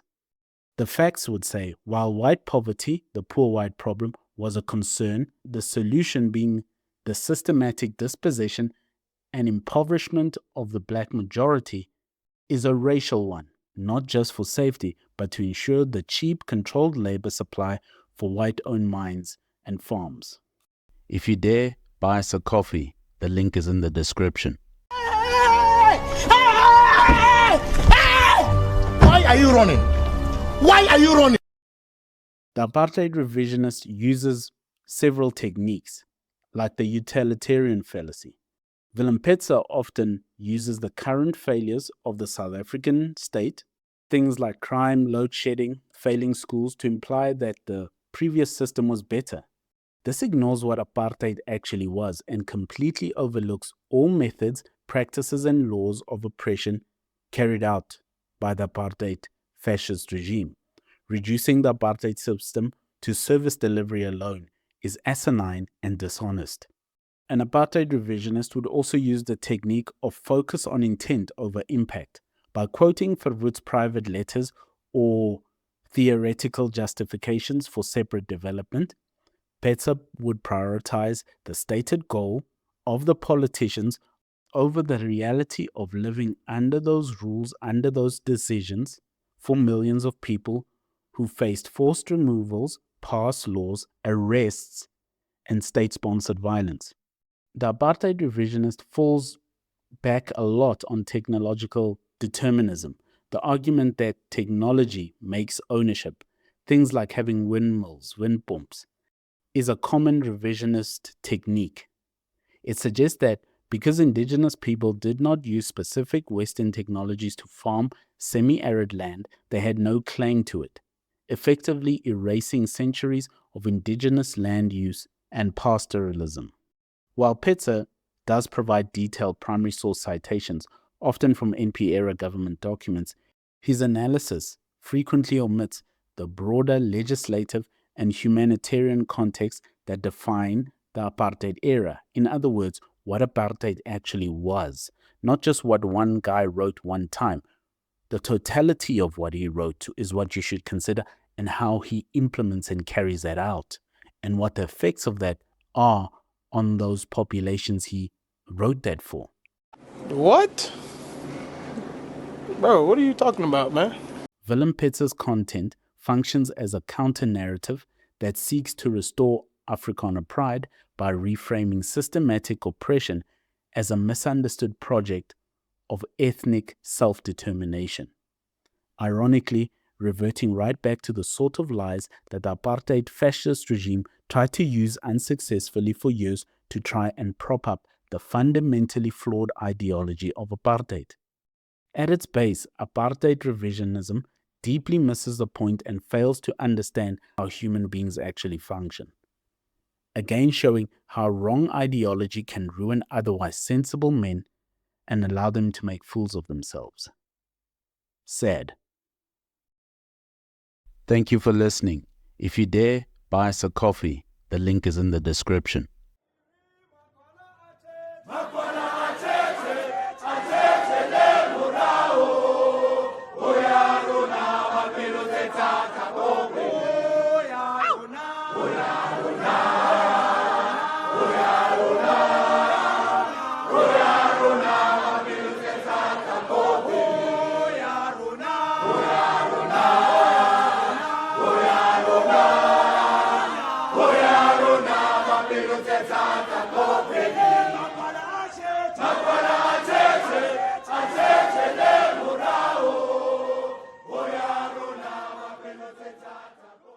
What? Bro, what are you talking about, man?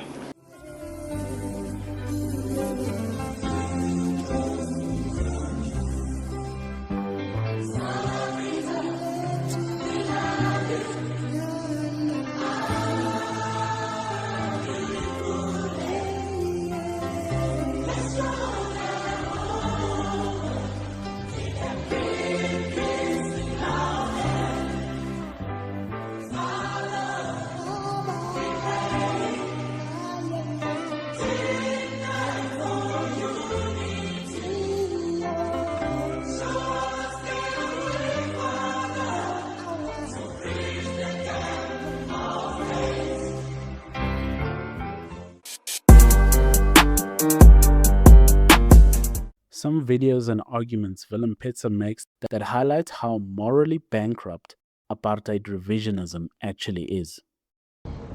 When the land was given to black people in South Africa, the Bantustans, 12% of the surface area was given to them. And here is a map of how it looked, how the composition looked of the land that was given to the black people. If you notice on this map where the land was that was given to the black people, and then you look at the air photo of South Africa, you'll notice that all the land that was given to the black people, or the best agricultural land in the country. He says that land that was given to the black populations for the homelands was the best agricultural land. It does not account for the landscape, percentage of land, overcrowding, and other factors mentioned previously. Not to mention the apartheid oversight over the homeland. Add to that those black groups already lived there. They just had to now live differently, not under their kingdom, but under apartheid restrictions that held them to nothing more than a labor settlement. You must also remember that Willem Petzer saying that those people were given land is already a mess and a mistake. How were they given their own land? They already lived in many of those areas, and black people already lived in many of the areas that they were now restricted to by law. What actually happened is not that they were given land, they already lived there. They already lived here before the white government ever existed or white people ever came here. What actually happened is not them being given land by the homelands. They were restricted to certain portions of land, and their land was actually lessened. First to 7% and then broadened out to 13%. They actually lost land. That's what the apartheid revisionist dismisses or just doesn't want to address when they address the homelands. The homelands were actually the black groupings losing land. Their land actually shrunk.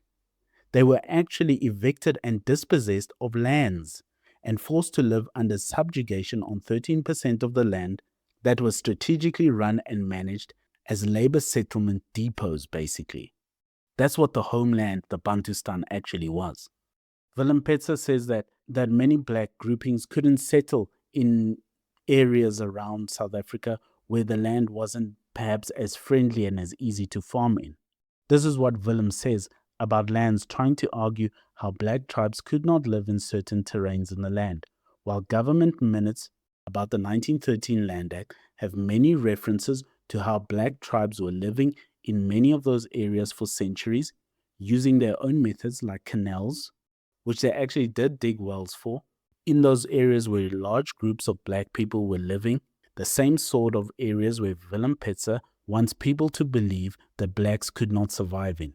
In fact, many times in such minutes, the white witness testifies that the areas are not suitable for white men, meaning the people live so naturally in this sort of tribal way, and they're so acclimatized and suited to the ecosystem, the white man down there may get sick or find it difficult to acclimatize to that place, to live that naturally around that place, because it's not set up in the way that a white farm would be.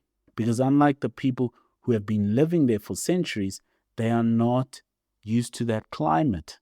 This is a weak argument by Willem, because apartheid revisionism is not about truth. It's about emotionally soothing yourself and mentally justifying.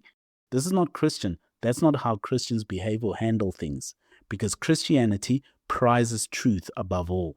You must remember that freedom of movement was restricted for the black groupings, the Indian groupings, and the colored groupings. Willem Petzer often doesn't mention this. He does not mention or discuss how this could limit a group's ability to build themselves. This is apartheid revisionism. It's not about truth. Apartheid revisionism has an unsolvable problem and will always be lying to themselves until they can face the facts. This is literally where most of the black peoples are and where they are from. If one is going to spend all their time hating and trying to live an existence without black people in Africa, their sanity has to be questioned. Emotional, damn it! Even their integrity, depending on how they deal with that fact. Why not face it and deal with it for what it is, rather than trying to pretend that history was different and black people can be non-existent on this continent? If you dare, buy us a coffee. The link is in the description. Why are you running? Why are you running? This part here, next to the mountain range, to the west of the mountain range, this is the part that was bought by the Dutch East Indian Company to farm with. This part here was settled by the Khoi people, and there was a lot of wars between the Dutch East Indian Company and the Khoi people, but that does not mean that the Dutch stole their land. It means that the Khoi mostly stole the Dutch's cattle, and that is what most of the Khoi-Dutch wars came to. This is just historically untrue and dishonest. Lies, actually. And soon the small outpost began to grow. While the original plan was purely logistical, the success of the settlement sparked ambition. Dutch settlers, known as Boers, a Dutch word meaning farmers, began pushing inland in search of more fertile land for agriculture and livestock. To fuel this expansion and keep the colony running, the VOC turned to slave labor. In 1658, just 6 years after the settlement began, the first slaves were imported to the Cape, a group of Angolans captured from a Portuguese ship. Over time, thousands more were brought from Mozambique, Madagascar, Indonesia, India, and Sri Lanka, performing hard labor on farms, in households, and in service of the VOC. This expansion brought them into direct conflict with the Khoi, the region's original inhabitants, led by chiefs like Outsumato and Doman. For thousands of years, the Khoi had lived as pastoralists and herders across the Cape. But as more land was seized by the Dutch, tensions escalated. What started as competition over grazing land and water quickly turned into a full-scale conflict. The Khoi-Dutch Wars began in 1659 and continued intermittently into the 1670s, were among the first violent confrontations between European settlers and indigenous African communities. Armed with superior weapons and supported by the VOC, the Dutch settlers gradually displaced the Khoi from their ancestral lands, shattering their traditional way of life. By the 1700s, the Dutch frontier pushed even farther east. This time, they encountered the Xhosa, a powerful and organized Bantu-speaking people who had long lived along the eastern Cape frontier.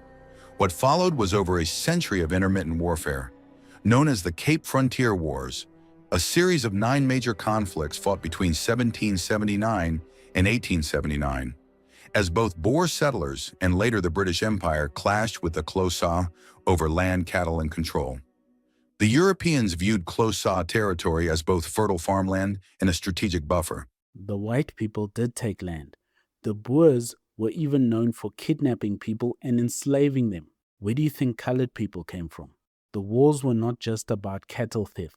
The Boers were taking land, enslaving and seeking riches. That's history.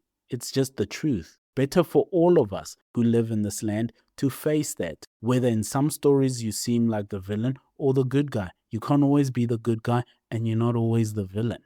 It's better for all to face the truth, just like the blacks have to face that the ANC government is a failure. This is why the revisionism is unnecessary and at a point becomes foolish, the sort of thing that people believe because they want to. It justifies some sort of feeling or soothes some sort of mental anguish or just justifies their hate for the blacks. Emotional, damn it! It is no longer about the truth of history. It is no better than Jacob Zuma saying that black people are still slaves to white people in 2026. That there is no need for us to be separated by the whites. Absolutely no need. We need to come together, even if we have different organizations and views. But there must be something that says we need to be together so that we can liberate the black people. They look at us. It is a clear thing that if we don't do that, we are going to be slaves forever. And we don't want it.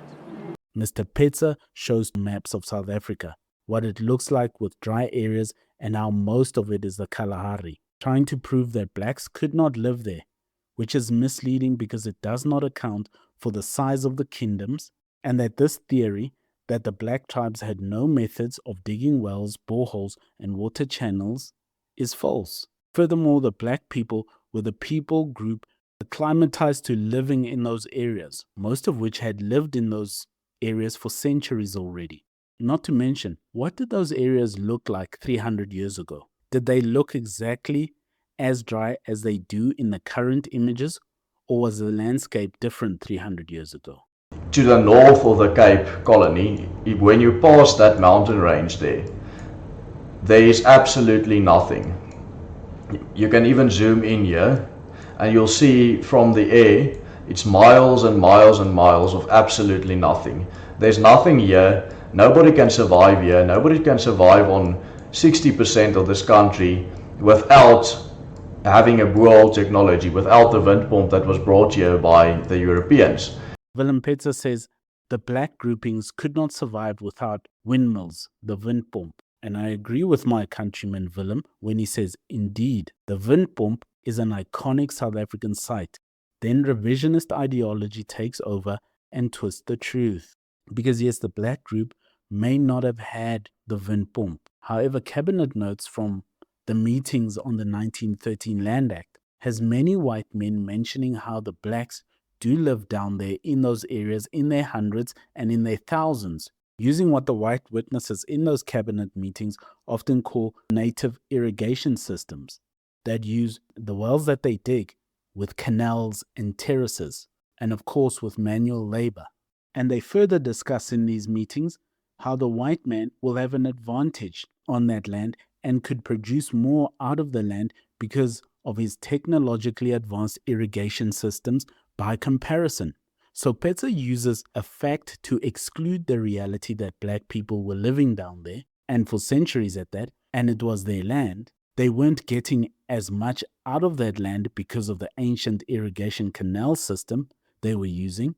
That is why the white men in the meeting state that they could yield more out of the land with their technology, which of course leads to them deciding, hence, let's just take that land and kick those black people out, disproving Petzer's attempt at reframing what happened. He could just stick to the truth. If I had to give him a moment of Christian charity, I would say perhaps he's into this apartheid revisionism because he's tired, perhaps, of his people being framed as the bad guys in the historical story of South Africa, while lying and using the same lies the fascist apartheid regime used is not going to help that. Actually telling the truth and facing it for what it is better and is Christian. And by lying and revising apartheid, you actually make those pushing the national democratic revolution, you make them happy. Because these sort of arguments are what motivates them and what they use to sell to people, black people, who want justification for their hate of white people also.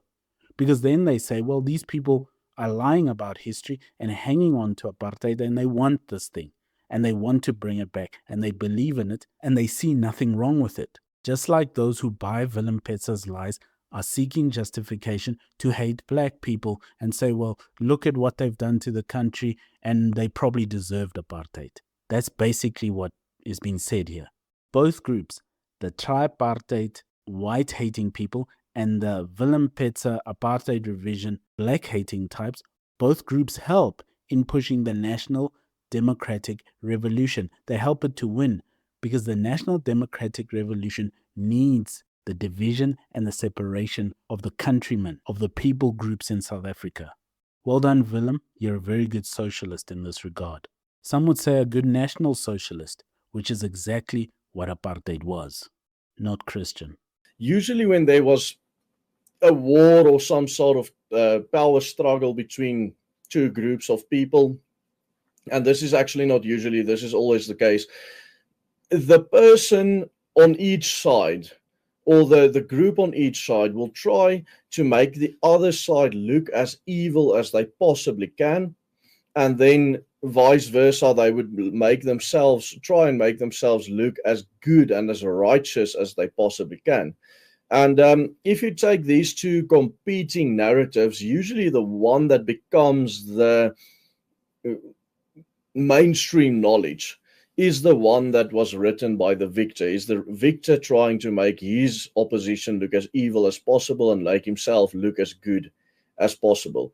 And that's obviously the narrative we see in South Africa today. Willem Petzer tells us that South Africa is suffering from the phenomena of history being written by the victor. Well, that goes both ways, Willem. So does mainstream knowledge. It goes both ways. The apartheid government wrote history the way they wanted to write it. Dr. Verwoerd and them, and F.V. de Klerk. And so will it be rewritten when the ANC government comes in. It cuts both ways. The first part I want to talk about is actually his final paragraph, which says, why was apartheid ever necessary? And then he says some stuff at the end, but that's not really relevant to the question. Now, obviously, I can't answer the question, why was it necessary? But I can answer the question, why did people at the time think it was necessary? Because I don't think it was necessary. But Willem often says that he doesn't think that apartheid was necessary. There we agree. Sadly, though, Mr. Petzer spends a lot of time defending apartheid. For someone who doesn't think it is necessary, why spend so much time in its defense? I don't like the Blue Bulls, hence I don't spend all my time saying how wonderful they are. Go Lions. If I were to give Willem some Christian charity, extend an olive branch, and vat hande, I would say maybe Willem feels that apartheid is so closely associated with the Afrikaner that it is all that people in a broad world sense know and understand about the Afrikaner. And he feels that that's unfair. And for that, as a Christian, I could have sympathy, because that is definitely not all the Afrikaner is. If you know Afrikaans people a little bit, you will know that the Afrikaner is not just that. They are also very devout people, intelligent people, some of them. They are men of the land that love the land and being on the land and hunting and tracking and things of this nature and braaiing. And they are also fun people. They are also some of the most hospitable and good people you will ever have a chance to meet in your life. The entire history on the southern tip of Africa does not need to be reduced to just apartheid. And for that, I could have sympathy. Which then begs the question, why spend so much time defending apartheid? Because by doing that, you yourself associate your own people with it. Why not say it was a mistake and reject it? Not wanting to call apartheid a crime against humanity is reframing it as a benevolent and misunderstood system of separate development. Or to borrow a phrase, our policy is one which is called by an Afrikaans word apartheid. And I'm afraid that has been misunderstood so often. It could just as easily, and perhaps much better, be described as a policy of good neighborliness. Of good neighborliness. that is a mistake, because by doing that, you actually associate your people with it, because you're defending it now. You're doubling down on it. You are calling evil good and good evil. There is no need to defend it. Call it what it was and face the reality. When the Brits took over mines from the Boers, it was wrong. Why then do you downplay when the Boers took over land from the black people and try to act like that's not wrong? When it happened to the Boers, it's wrong. When the Boers do it to someone else, it's not wrong. That's not Christian. Willem, a Bantustan is just a really big concentration camp, Sian. As these people started moving into the cities at that stage were not segregated. It was actually quite a anomaly worldwide to have cities that were not segregated in the early 20th century. And this meant that all of the black people that were moving in from their homelands, as well as the Boer farmers that were moving in there to find some jobs in the cities, were basically living informally amongst one another. And the people at that stage, especially the Afrikaners or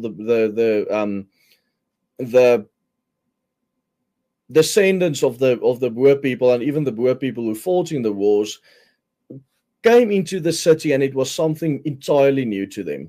They were used to living on a farm where everything was safe, where they had their own space, and now suddenly they are living like sardines amongst all these different races of people, or all these ethnicities, or all these peoples that they didn't know and that they never actually had much contact with. The first thing that was their grievance living in these unsegregated cities during the 1920s was crime. They specifically petitioned the then government of Jan Smuts and said, we need to do something about the crime problem in our areas. They came from the Boer republics, which had a virtually non-existent crime rate, into these unsegregated cities, and suddenly they were facing huge swaths of crime. And they started petitioning Jan Smuts and said, we need to do something about the crime problem in the cities that our people are living amongst. Obviously, Jan Smuts didn't really do much about it. He mentions unsegregated cities. Why can Willem never see it from the other side? This is the problem with the Apartheid Revisionists. Black people were also displaced by the war.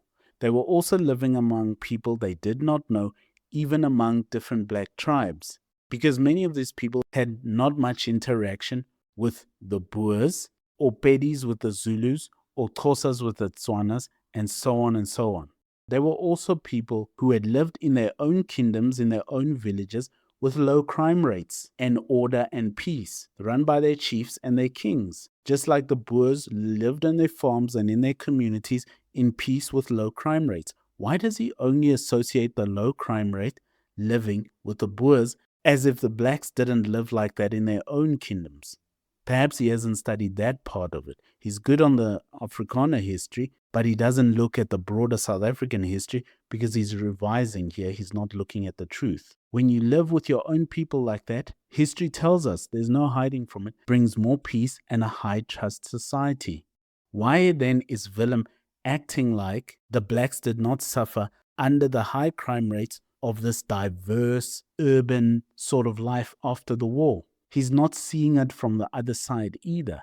Is it perhaps that Willem sees the blacks as just the criminal perpetrators, as just crime-infested meat puppets who bring crime wherever they go? Because in their own kingdoms, in their own villages, they also lived under low, close to no crime whatsoever. But there's no such thing as no crime, whether it was on a Boer farm or community or a black kingdom or village, because human beings are evil, as Willem then states in another video, using Christian theology to justify that. On that we agree. So all people are capable of crime. And when they were thrown after the war into that diverse city slum, the black people were also suffering under living around people they did not know, they did not understand, they did not share culture and language, even though they were of the same color. And then there was this other group that was of a different color. Just saying that the Afrikaners were the only ones suffering crime for the first time at this high rate is just not true. and it reveals a certain blindness towards the other people. He sees the blacks as just crime-infested meat puppets, and he sees the Boers as human beings having to suffer this. This is apartheid revisionism, not Christian. The second reason why the people thought it was necessary to implement apartheid, which, by the way, if I say apartheid, it is actually just a word for segregation, an Afrikaans word for segregation. Apartheid segregation was not about crime. It was not even about each ethnicity or people having their own homeland. It was about creating a system where whites could dominate and had different or favorable rules for them to allow them to rule the rest. Why keep defending it and acting like that's not what it was? WILLEM Petzer says apartheid is just a word for segregation. Now it's used about Israeli discrimination and called Israeli apartheid. These are the things that get to Afrikaners, perhaps to Willem in particular. Unfortunately, Willem and the apartheid revisionists choose the exact wrong strategy. They then defend apartheid and sort of try to position apartheid as something that wasn't that bad. And he says that don't call what the Jews are doing right now apartheid. This makes the apartheid revisionist look crazy. Trying to reframe apartheid only achieves calling evil good and good evil. Why does the apartheid revisionist think they have to defend apartheid? You can admit it was wrong and still be proud to be an Afrikaner. Apartheid was a bad and evil idea. All groups have had and practiced bad and evil ideas. People respect those who admit it and change, not those who double down on evil. That's nonsensical. That's evil. The main argument was actually that if they do not pass this Land Act, because remember, the Land Act didn't prohibit black people from buying land in white areas only. It also prevented other people or white people or Indian people, colored people, etc., from buying land in black areas. Now, the reason why Jan Smuts actually argued for this law that he later promulgated was, in the first place, because he said he didn't want the complete takeover of the black areas or the Bantustans by white individuals who had all the money at that time. Because he said that white individuals had the funds to basically buy up all of this land. And then there would be absolutely nothing left for black people. And black people, especially the tribal chiefs, were more than willing to let their land go for a very low price. And he didn't want that to happen. This was the main argument. And this is not my opinion. This is what Jan Smuts actually wrote when he passed this law. Willem wants us to believe that homelands protected people. He does not mention that people were clean pushed off their land, including kings and chiefs, and their lands actually shrunk. It's not like they got more land out of the homelands. Their lands were actually shrunk. And he says they were given land. How can you be given land that's already yours? Why act like apartheid was trying to protect black groups, instead of its true intent to keep them passive and happy enough in the Bantustans far away from white areas, while using the army and the police with the help of government-appointed Bantustan leaders to subdue and control the mass of black people, to ensure there was no revolt? That say this sort of stuff, because usually when you have people that are so obsessed with apartheid today, it's usually young black people who never lived during apartheid. Willem Petzer says older people, black, colored, and Indian, are not obsessed with apartheid, that only the young speak about it, while they were never even affected by it. This is mean-spirited and not true. However, if we were to grant it for the sake of the conversation, you will find that the older black people may not speak about apartheid and what went on then because of the memories and the pain it brings up, not because they have moved past it somehow. That is like saying the Boers should move past and forget about the British concentration camps their forefathers were thrown in. The Boers have not forgotten the war and the camps and their lands being burnt, and that was over 100 years ago. Where young blacks and young whites go wrong on apartheid is this. Young whites downplay it a lot, and see a man like Herman Mashaba bring up apartheid and think he should just get over it and move on. They suffer from a presentism where all that matters is the present. This is also why many of them turn to apartheid revisionism. It's ignorant and shallow thinking. The black young people make a mistake by trying to fight the battles of yesterday that have already been won by some youngster with a dustbin lid and some stones. The young blacks need to focus on building, not empty socialist rhetoric, also ignorant and shallow thinking. If you dare, buy us a coffee. The link is in the description. Why are you running? Why are you running? And before he became Prime Minister, Mr. Verwoerd, or actually Dr. Verwoerd, was the Minister of Native Affairs in South Africa. And he held this job for most of his political career before becoming Prime Minister of South Africa. And Mr. Verwoerd was actually criticized during that time by his peers almost as much as he's criticized today, but for the complete opposite reason. Mr. Albert Hertzog, the son of, or actually he was also Dr. Albert Hertzog, the son of General Barry Hertzog, was a huge opponent of Mr. Verwoerd. And his main argument against Dr. Verwoerd, sorry, I'm saying Mr. the whole time, Dr. Verwoerd, was that he said that Verwoerd was taking white people's money and giving it to black people for no reason whatsoever. And he argued that white taxpayers' money should be spent only on the development of white taxpayer-funded schools, hospitals, for example. Obviously, Dr. Verwoerd. The tax debate with Verwoerd, as if Verwoerd was a kind man trying to lift blacks up. Bantu education was a systemized tool of propaganda, control, and labor development. He was using the white people's money to keep the peace and educate the black people just enough to keep them as a permanent labor class. Hertzog was actually the short-sighted one here, as far as the apartheid doctrine of Verwoerd was concerned. What Verwoerd saw was the future. Hertzog just saw their tax money going to the blacks. Bantu education was an apartheid weapon to limit blacks, not to help them. The ANC caused the education system to fail on purpose. What the ANC does differently is that they collapse the education system. It's being done on purpose because they're also using it as a weapon.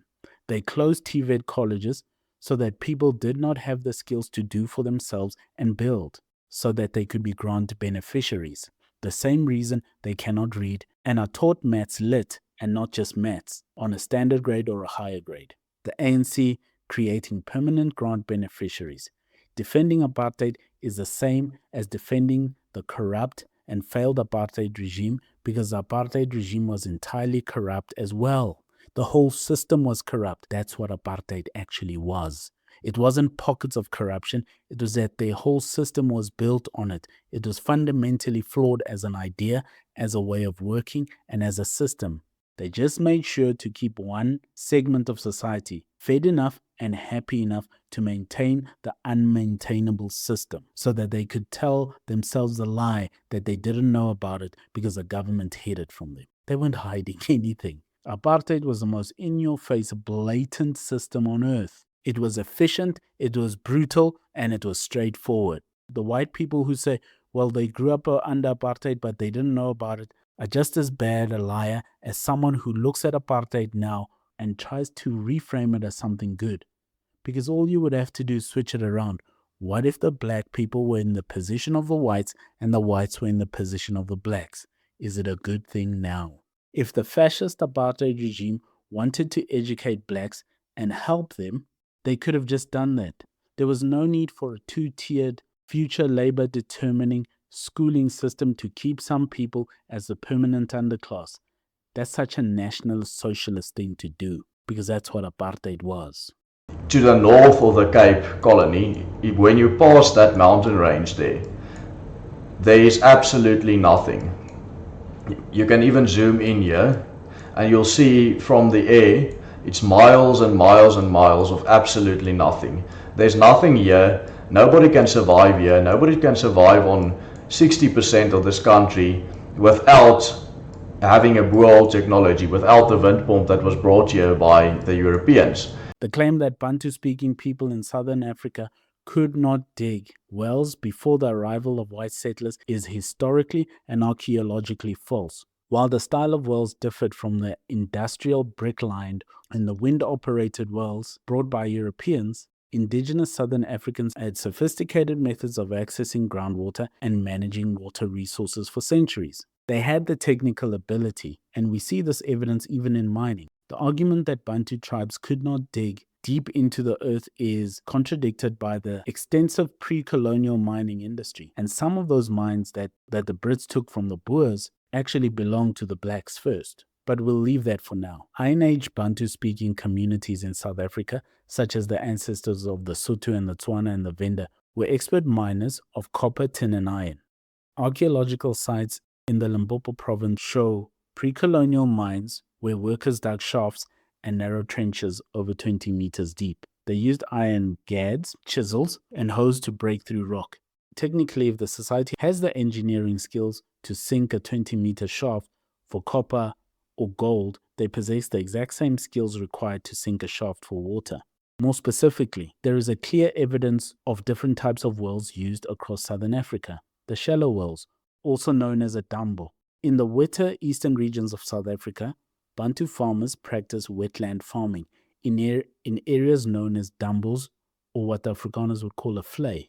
They dug shallow wells to irrigate vegetable gardens, a practice that predates European contact and continued well into the 20th century. Deep sand wells, also known as an onjambo. In more arid regions, such as the Kalahari, even up to central Namibia, Bantu-speaking pastoralists were renowned as well diggers that were often 3 to 5 meters deep and could reach up to 20 meters where required to reach the water table in dry riverbeds. Though located further north in Kenya and Ethiopia, the Barora, a pastoralist group, have used tula wells, land-excavated shafts with subterranean walkways, for over 600 years. This demonstrates that well-digging technology was a widespread feature of sub-Saharan pastoralist cultures long before colonial intervention. Bantu-speaking communities did not just dig for water, they redirected it, of course, because they were farmers. They had irrigation furrows in what is called the Soutpansberg of Limpopo and the eastern escarpment of Mpumalanga. There are remnants of pre-colonial stone wall terraces and irrigation furrows all over the place. In parts of South Africa, ancient aqueducts and canals, many meters long, some even kilometers long, were built to move water from mountain streams to agricultural fields. And the Apartheid Revisionist is falling into this old misconception, that's been pushed for centuries at this point. The myth that the Bantu people did not dig wells often stems from a narrow definition of a well, permanent versus seasonal. In many parts of South Africa, Bantu settlements were strategically located near permanent rivers or springs, making deep wells unnecessary. When they did dig, it was often sand wells in dry riverbeds that could naturally collapse during the rainy season, leaving little archaeological footprint compared to the stone-lined European well. During the 19th and 20th centuries, colonial historians often downplayed indigenous technology to justify the civilizing mission, or the terra nullius, which is the empty land myth, by claiming indigenous people didn't know how to access groundwater.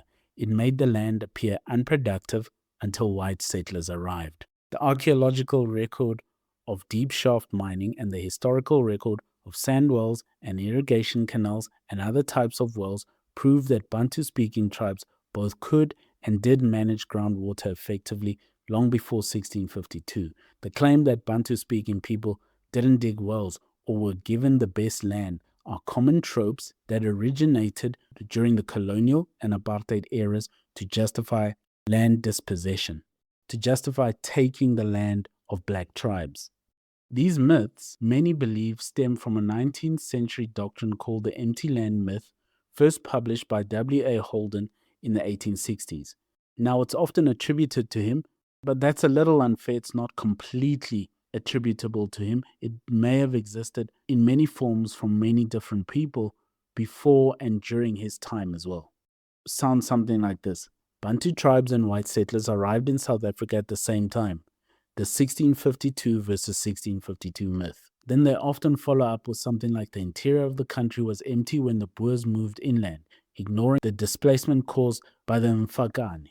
They then would say something like indigenous people lack the civilized technology like wells or windpumps to claim ownership of the land, and thus justifying taking the land. Archaeology has proven all these 3 points false. Bantu-speaking farmers were established in the Limpopo region by 500 AD and in the KwaZulu-Natal region by 300 AD, well over 1,000 years before the first Dutch ship arrived in the Cape. Please note that when you hear the claim that there is no record of something, it often refers to a lack of written records by the indigenous people themselves. However, the archaeological record, the physical stuff left in the ground, tells a very different and much more advanced story of African engineering and the truth about the land. White South Africans ended apartheid actively by going out to vote and voting to end apartheid. As former President F.W. de Klerk was in the process of making changes that would irreversibly change this country and the fate of South Africa forever, white South Africans were given the opportunity to vote on his reforms aimed at ending apartheid and inaugurating a new multicultural or multiracial and democratic dispensation. And so, on the 17th of March 1902, South Africans went to the polls to vote in the last referendum to be held in this country's history. They were to vote either yes or no to the following question. Do you support the continuation of the reform process which the state president began on 2 February 1990 and which is aimed at a new constitution through negotiation? The results were telling. Just under 70% of voters, an overwhelming majority, said yes, whereas just over 30% said no.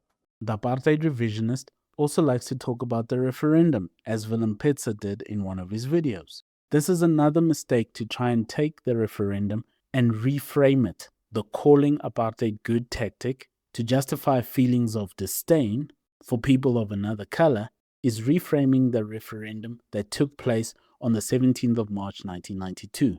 To understand the 1992 whites-only referendum, you have to look past the official narrative of a sudden moral awakening. While the government framed it as a choice for peace, it was actually a high-stakes political gamble designed to solve a very specific set of crises. And I'm prepared to say there was no conversion in de Klerk's case. I mean, all this Damascus experience and things like that, I don't think that was the case. I think what happened is that in the middle of the 80s, and there was 88 especially, the state of the economy, this economy was in a mess. It's still in a mess.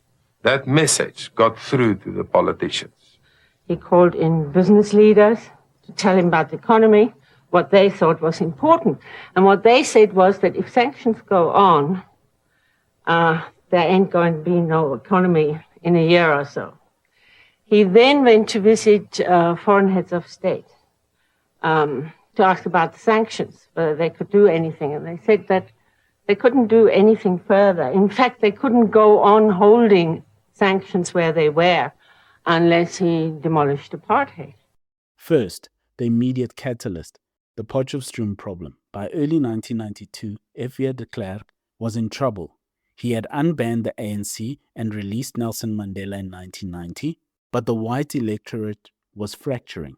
The Conservative Party, or the CP, which wanted to return to grand apartheid, was gaining massive momentum. In February 1992, the National Party lost a key by-election in Potchefstroom and national stronghold to the CP.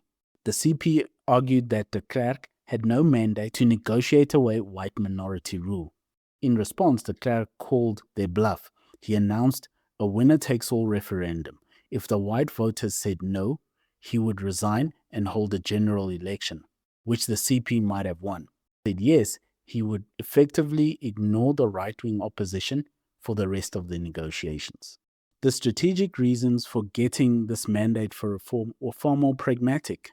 He wanted to silence the right wing. The referendum was a tactical weapon to break the back of the Conservative Party. By forcing a national vote, de Klerk moved the battlefield away from local by-elections, where the CP was strong, to a national stage where urban English-speaking whites could dilute the rural conservative vote. It also served to strengthen the negotiating hand. At the CODESA, which was the Convention for a Democratic South Africa, those negotiations, the ANC was pushing for a rapid transition to majority rule. De Klerk needed to show the ANC and the world that he had the white masses behind him, giving him more leverage to demand power sharing or minority protections. The major reason, there was economic desperation. South Africa was broke. And this is what a lot of white people forget about that, especially young white people. They forget this, and especially the Apartheid Revisionists. They act like it was some sort of benevolent referendum that they just chose to vote. Look at the political maneuvers happening before, and underlying all this is that South Africa was broke. The sanctions, the capital flight, and the cost of maintaining the total strategy, military operations in Namibia and Angola had gutted the treasury, not to mention the military interventions you have to do in the homelands. That's why Bantu Holomisa could move on them. In the Transkei, with the coup of 1987, the government knew that without a yes vote, international markets would never reopen. The Apartheid Revisionist always acts like it was a choice to have a referendum, but they were pushed. It was a compulsion.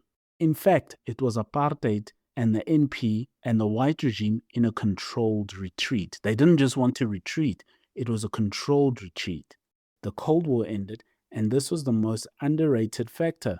Before 1989, the NP justified apartheid as a bulwark against Soviet-backed communism. When the Berlin Wall fell, the Red Menace argument vanished.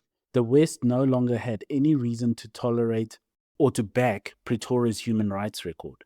Add to that the banking sanctions. In 1985, Chase Manhattan and other banks stopped rolling over South Africa's short-term debt. By 1992, the country was effectively an economic pariah.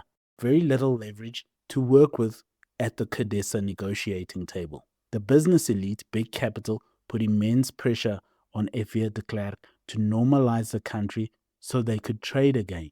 Even his own white businessmen were saying, be reasonable, man. And F.V. de Klerk, to his credit, took that advice. You also had internal unrest. The country was ungovernable. The United Democratic Front and the ANC's stay-away campaigns meant that the state could no longer guarantee order without a permanent and unaffordable military presence in every township. Exactly what Verwoerd had feared. So you see now de Klerk was faced with a choice. Despite the pressure, the NP chose the referendum as their specific exit strategy. They could have doubled down on the military state, like the Securocrats under P.V. Botha wanted. Instead, de Klerk's faction realized that reforming from a position of relative strength was better than collapsing like the regimes of Eastern Europe, which was very clever. You could say a lot of things about Mr. de Klerk, but he was no fool. So let's look at it side by side.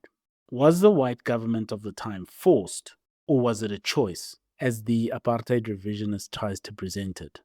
On the economy, if you look on the side of force, you see that the sanctions made the old system physically impossible to actually fund. They could not uphold the system as it was. It was failing, and it already had failed, actually. If you look at it as a choice, how you would revise that and try to reframe that is that you would say they chose to pivot towards a neoliberal globalist economy. On the political end, how they were forced to it, you would look at the CP, the Conservative Party, and that they were winning local elections, threatening de Klerk's power. If you're looking at it by reframing it, you would say de Klerk chose a referendum to neutralize them in one move. And socially, if you're looking and saying they were forced, you would say the majority of South Africans were already in active revolt, which is the truth about the 80s. That's why South Africa was under state of emergency in the 80s. That's why Bantu Holomisa could move in the Transkei to form a coup in 87. But if you're looking as an apartheid revisionist, you would say the NP chose to negotiate while they still controlled the SADF. The facts point very clearly that they were forced by the reality of change, but they chose the referendum to ensure that the NP, not the right-wing CP, was the one holding the steering wheel during the crash. Willem wants to reframe the referendum, as most apartheid apologists like to, as some sort of benevolent act of kindness done by the fascist regime of the NP. They were not committed to a new nation, the NP. It was the sanctions, the failing economy, the fact that apartheid had failed and the system had collapsed. The referendum was not benevolent, it was duress. It had to happen. Something had to happen because there would be bloodshed. And F.A. de Klerk, being a wily old fox, maneuvered it the right way. By the time he realized what was happening, Mandela maneuvered him to another way. Perhaps we can look at that in another video. In the March 1992 referendum, white South Africans then made their choice and overwhelmingly voted for the continuation of the process that de Klerk was in the middle of. Importantly, not even the No campaign advocated for a return to apartheid at the time. This is something that many people do not understand. But merely a different dispensation than a unitary multiracial state in which white people would be reduced to a small minority without any political power. So why did the majority of white South Africans vote yes? The answer lies in the classical liberal worldview, which had prevailed at the time not only in South Africa, but in the world around it. It is characterized in the belief in the inherent goodness of all humanity and the idea that all people, not merely as individuals, but also as groups, would eventually reach a full equality if given the chance. This is interestingly the complete opposite worldview of what the West had believed in for most of its history, especially since the start of Christendom, because the Christian religion and the Bible teaches us the opposite, that all men are inherently evil, and that is why they are in need of a savior. Liberalism turns the idea of Christianity on its head and says no, all people are inherently good by themselves. In South Africa's case, the classical liberal hope for a peaceful and constructive political transition was at least in part rooted in the memory of how the Afrikaner people came to power in this country in the first place. You see, prior to 1948, the government of South Africa was very much British and pro-colonialism, viewing South Africa essentially as a part of the empire under the British Crown.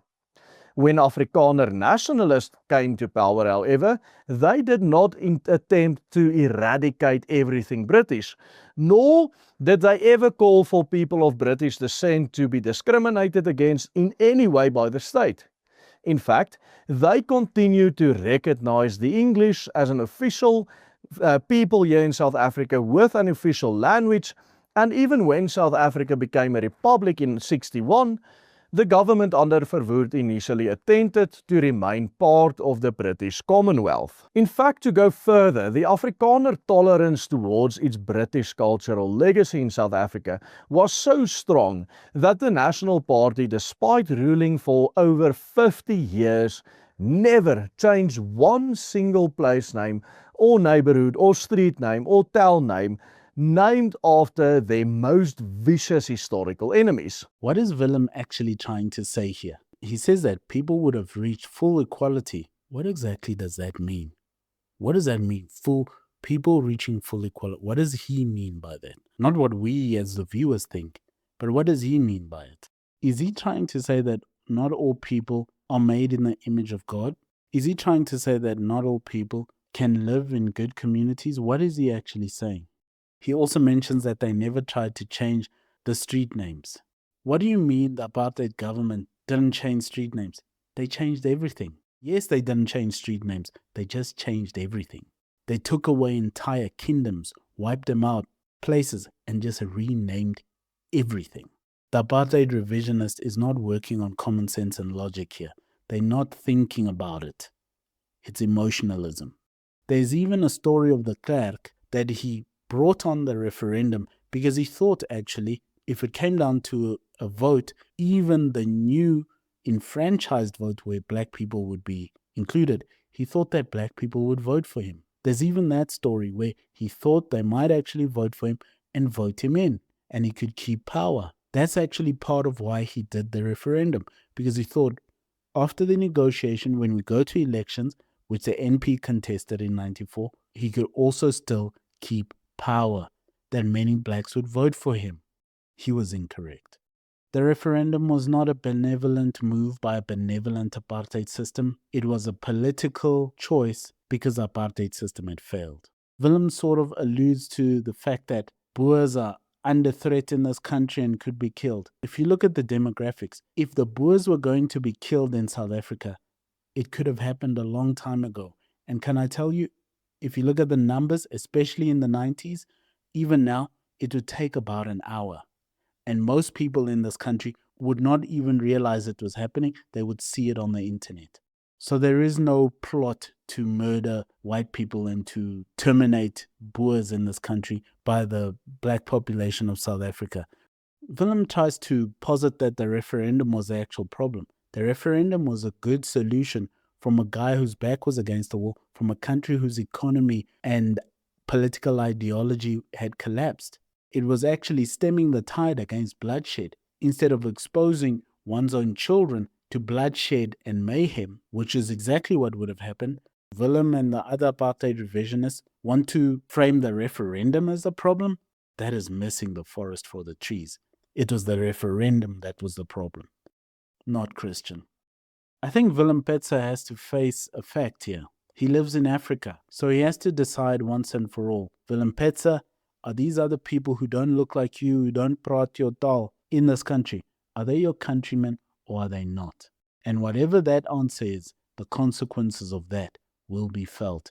That's the question that's going to decide what the future looks like for this country. The historical revisionism, specifically concerning South African history and the era of apartheid, uses a framework of history by the victor. A recurring theme on the Willem Petzer channel is the assertion that the current understanding of South African history is dominated by the victor's narrative, the ANC and its allies. The content posits itself as an objective look at the internal logic and historical pressures that led to the implementation of separate development. Sadly, this is just cope. It's not fitting for any honest and devout Christian man. Thank you for listening. If you dare, buy us a coffee. The link is in the description. Why are you running? Why are you running?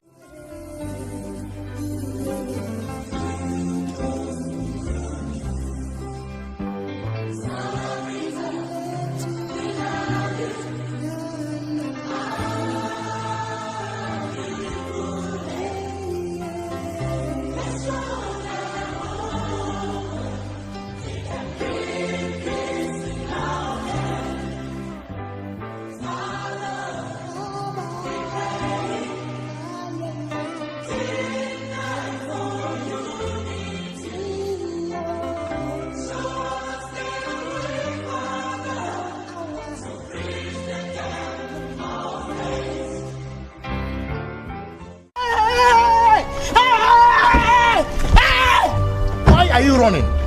Why are you running?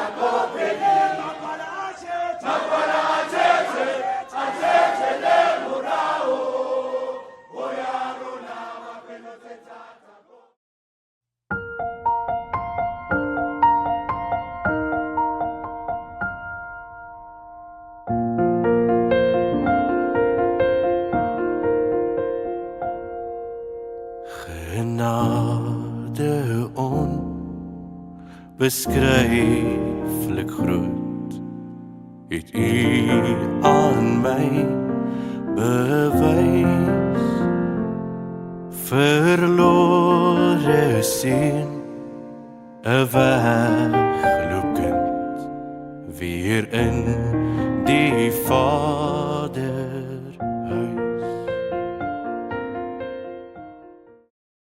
The Christian aspect keeps coming up in all Willem Petzer's videos and content, even with the malformed idea of apartheid revisionism that fills a lot of his videos. This is sad because all he ends up doing, what the Bible calls one of the worst of sins a human can commit, which is the sin of calling evil good and good evil. Defending apartheid is both evil and completely unnecessary. If the point that gets to Willem and other Afrikaners is that now being an Afrikaner is equated with just apartheid, then I see that, because that is not all that it means to be an Afrikaner. Yet the strategy of saying you will defend apartheid is a mistake, because that helps and proves what people like the EFF keep saying, that the whites are just hateful and they all wish apartheid could come back. You make it easy for them to sell that when you defend apartheid the way that you do. And it has to be asked, maybe you do just hate all the blacks and want apartheid to come back. You're defending it quite enthusiastically. When you defend apartheid, you help the EFF sell that. That is all you end up doing when you call apartheid good using techniques that seem clever in the echo chamber, causing the Afrikaner to then have to defend a very malformed idea that did not work, because it could not work, because it was evil. Defending it not only makes you a person who sides with evil, it forgets the biblical commandment to do unto others as you would have them do unto you. Willem Petzer calls himself a Christian. Instead of being an apologist then, as we are supposed to be as Christians, the justice and goodness of God and that theology, Willem Petzer and others who choose apartheid revisionism, who take on this idea of apartheid revision and call themselves Christian, have become apologists rather for apartheid. This has become their religion. And they have turned themselves and the love for their people into an idol, superseding Christian theology and God's command. And that results in spending your time justifying apartheid and calling evil good and good evil. If you're not a Christian apologist for that word, for that way of thinking, and you become an apartheid apologist, you become someone who offers a defense, a justification, or an apologia for the system of apartheid. It's a political apologia, specifically historical revisionism, justification of intent, and the minimization of the system's human impacts. While Willem Petzer often explicitly states that he is not defending the system, his public discourse, though, frequently aligns with the technical characteristics of being an apartheid apologist in several ways. First, the historical revisionism and intent. A core feature of being an apologist is the attempt to reframe the intentions of the ideology to make them appear more moral and pragmatic than they are generally understood. The verwoed rhetoric. Petzer has frequently engaged in discussions, such as the one he had in 2025 in an interview with Gareth Cliff, where he argues the official story of apartheid has been weaponized. He often revisits the original intentions of Hendrik Verwoerd, the architect of Grand Apartheid, to try and sugarcoat apartheid. Separate development. Technically, an apologist often reframes apartheid not as a system of racial oppression, but as a separate but equal developmental strategy, the Bantustan or homeland system that was intended to protect various cultures, is the sort of thing Willem would say. Petzer's arguments regarding the real purpose of these policies align with this technical form of defending apartheid. Minimization and comparison. If you're going to be an apartheid apologist, it often involves shifting the focus from the moral failings of a system to its perceived benefits, or comparing its favorability to a subsequent regime to minimize its severity, such as in Bantu education. Petzer has challenged the historical consensus on Bantu education, suggesting it was more effective or less malicious than history records. In a technical sense, justifying a cornerstone of the apartheid system by highlighting its unseen positives is a form of being an apologist and agreeing with apartheid. And then he goes to the comparison to the ANC. by highlighting the failures of the current ANC government, he often creates a narrative where the previous era is viewed with a degree of nostalgia and pragmatism, which serves to soften the historical record of apartheid. Then he will focus on white victimhood. Contemporary apartheid apologists in South Africa often center on the white genocide narrative.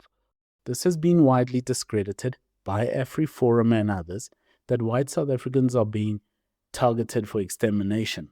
This serves as a diversion strategy by focusing almost exclusively on modern threats to Afrikaner identity and safety. This rhetoric serves as a technical diversionary apologia because it reframes the white minority from historical oppressors to current victims, which is a way to bypass the truth of what apartheid was and of the apartheid era in general. That's what Willem Petzer is doing. And he's using the tragedy of the crimes being committed on farms to do it. This is wrong. If you dare, buy us a coffee. The link is in the description. Why are you running? Why are you running?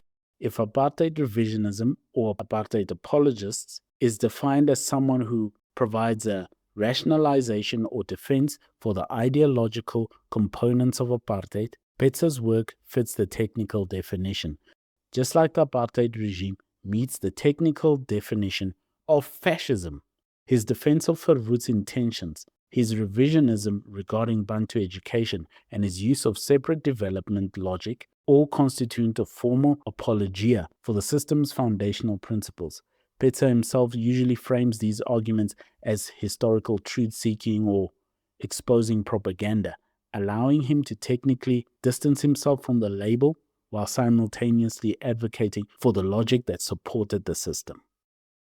Not Christian. This is not Christian behavior. Stop covering yourself in the church, Willem. Just choose. Be a real Christian or hold your back on Christianity. Rather do this and don't cover yourself in the church then. Your politics are your own business. Please do not shame the name of Christ by calling evil good and good evil. I pray for you, Willem. You seem like a good oak. On a final esoteric note, according to historical accounts and reports, Dr. Hendrik Verwoerd, also known as the architect of apartheid, did visit a famous Sangoma named Khutso Situnza. You're a demon. The visit is reported that Verwoerd, along with his predecessor J.G. Strydom, visited Khutso Situnza, a wealthy and influential traditional healer based in the Transkei region. The purpose of the visit was reportedly meant to secure medicine to ensure the Nationalist Party electoral success. You're a demon. With reports suggesting Verwoerd visited him just before the 1948 elections. While Afrikaner leaders publicly championed white supremacy and cultural superiority, there are accounts indicating that several notable white political figures secretly consulted with prominent black traditional heroes like Khutso to maintain their power. If you doubt such a thing, it's your right, but this is actually quite well reported. It's not even far-fetched. You're a demon. Because men like Verwoerd and others were reasonably believed to be Freemasons. And if you look at the practices of Freemasons and African spiritual traditions, just like many other traditions, they sync and they are aligned. They are twisted moralities. That's why an African traditional healer could actually get paid to help the architect of apartheid win an election wherein his government would then want and be able to build a superstructure that would oppress black people. That would not be against the twisted morality of both the Freemason or the traditional African spiritual Sangoma. This story is well founded. Khutso Situnza was known as a millionaire medicine man because he made a lot of money from his occultic practices. You're a demon. And a lot of it of white people. He held considerable influence over both black and white clients in the Transkei and Kokstad areas. Not Christian. That's why Verwoerd could hold the views that he had. He had a twisted morality. Don't make the same mistake, Willem. Thank you for listening. If you dare, buy us a coffee. The link is in the description. Why are you running? Why are you running?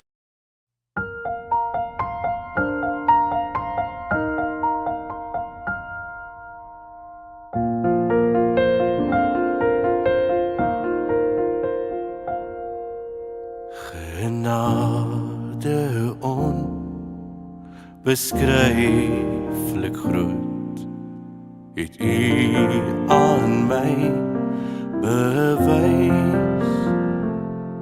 Verlore seun, 'n wegloopkind, weer in die Vaderhuis.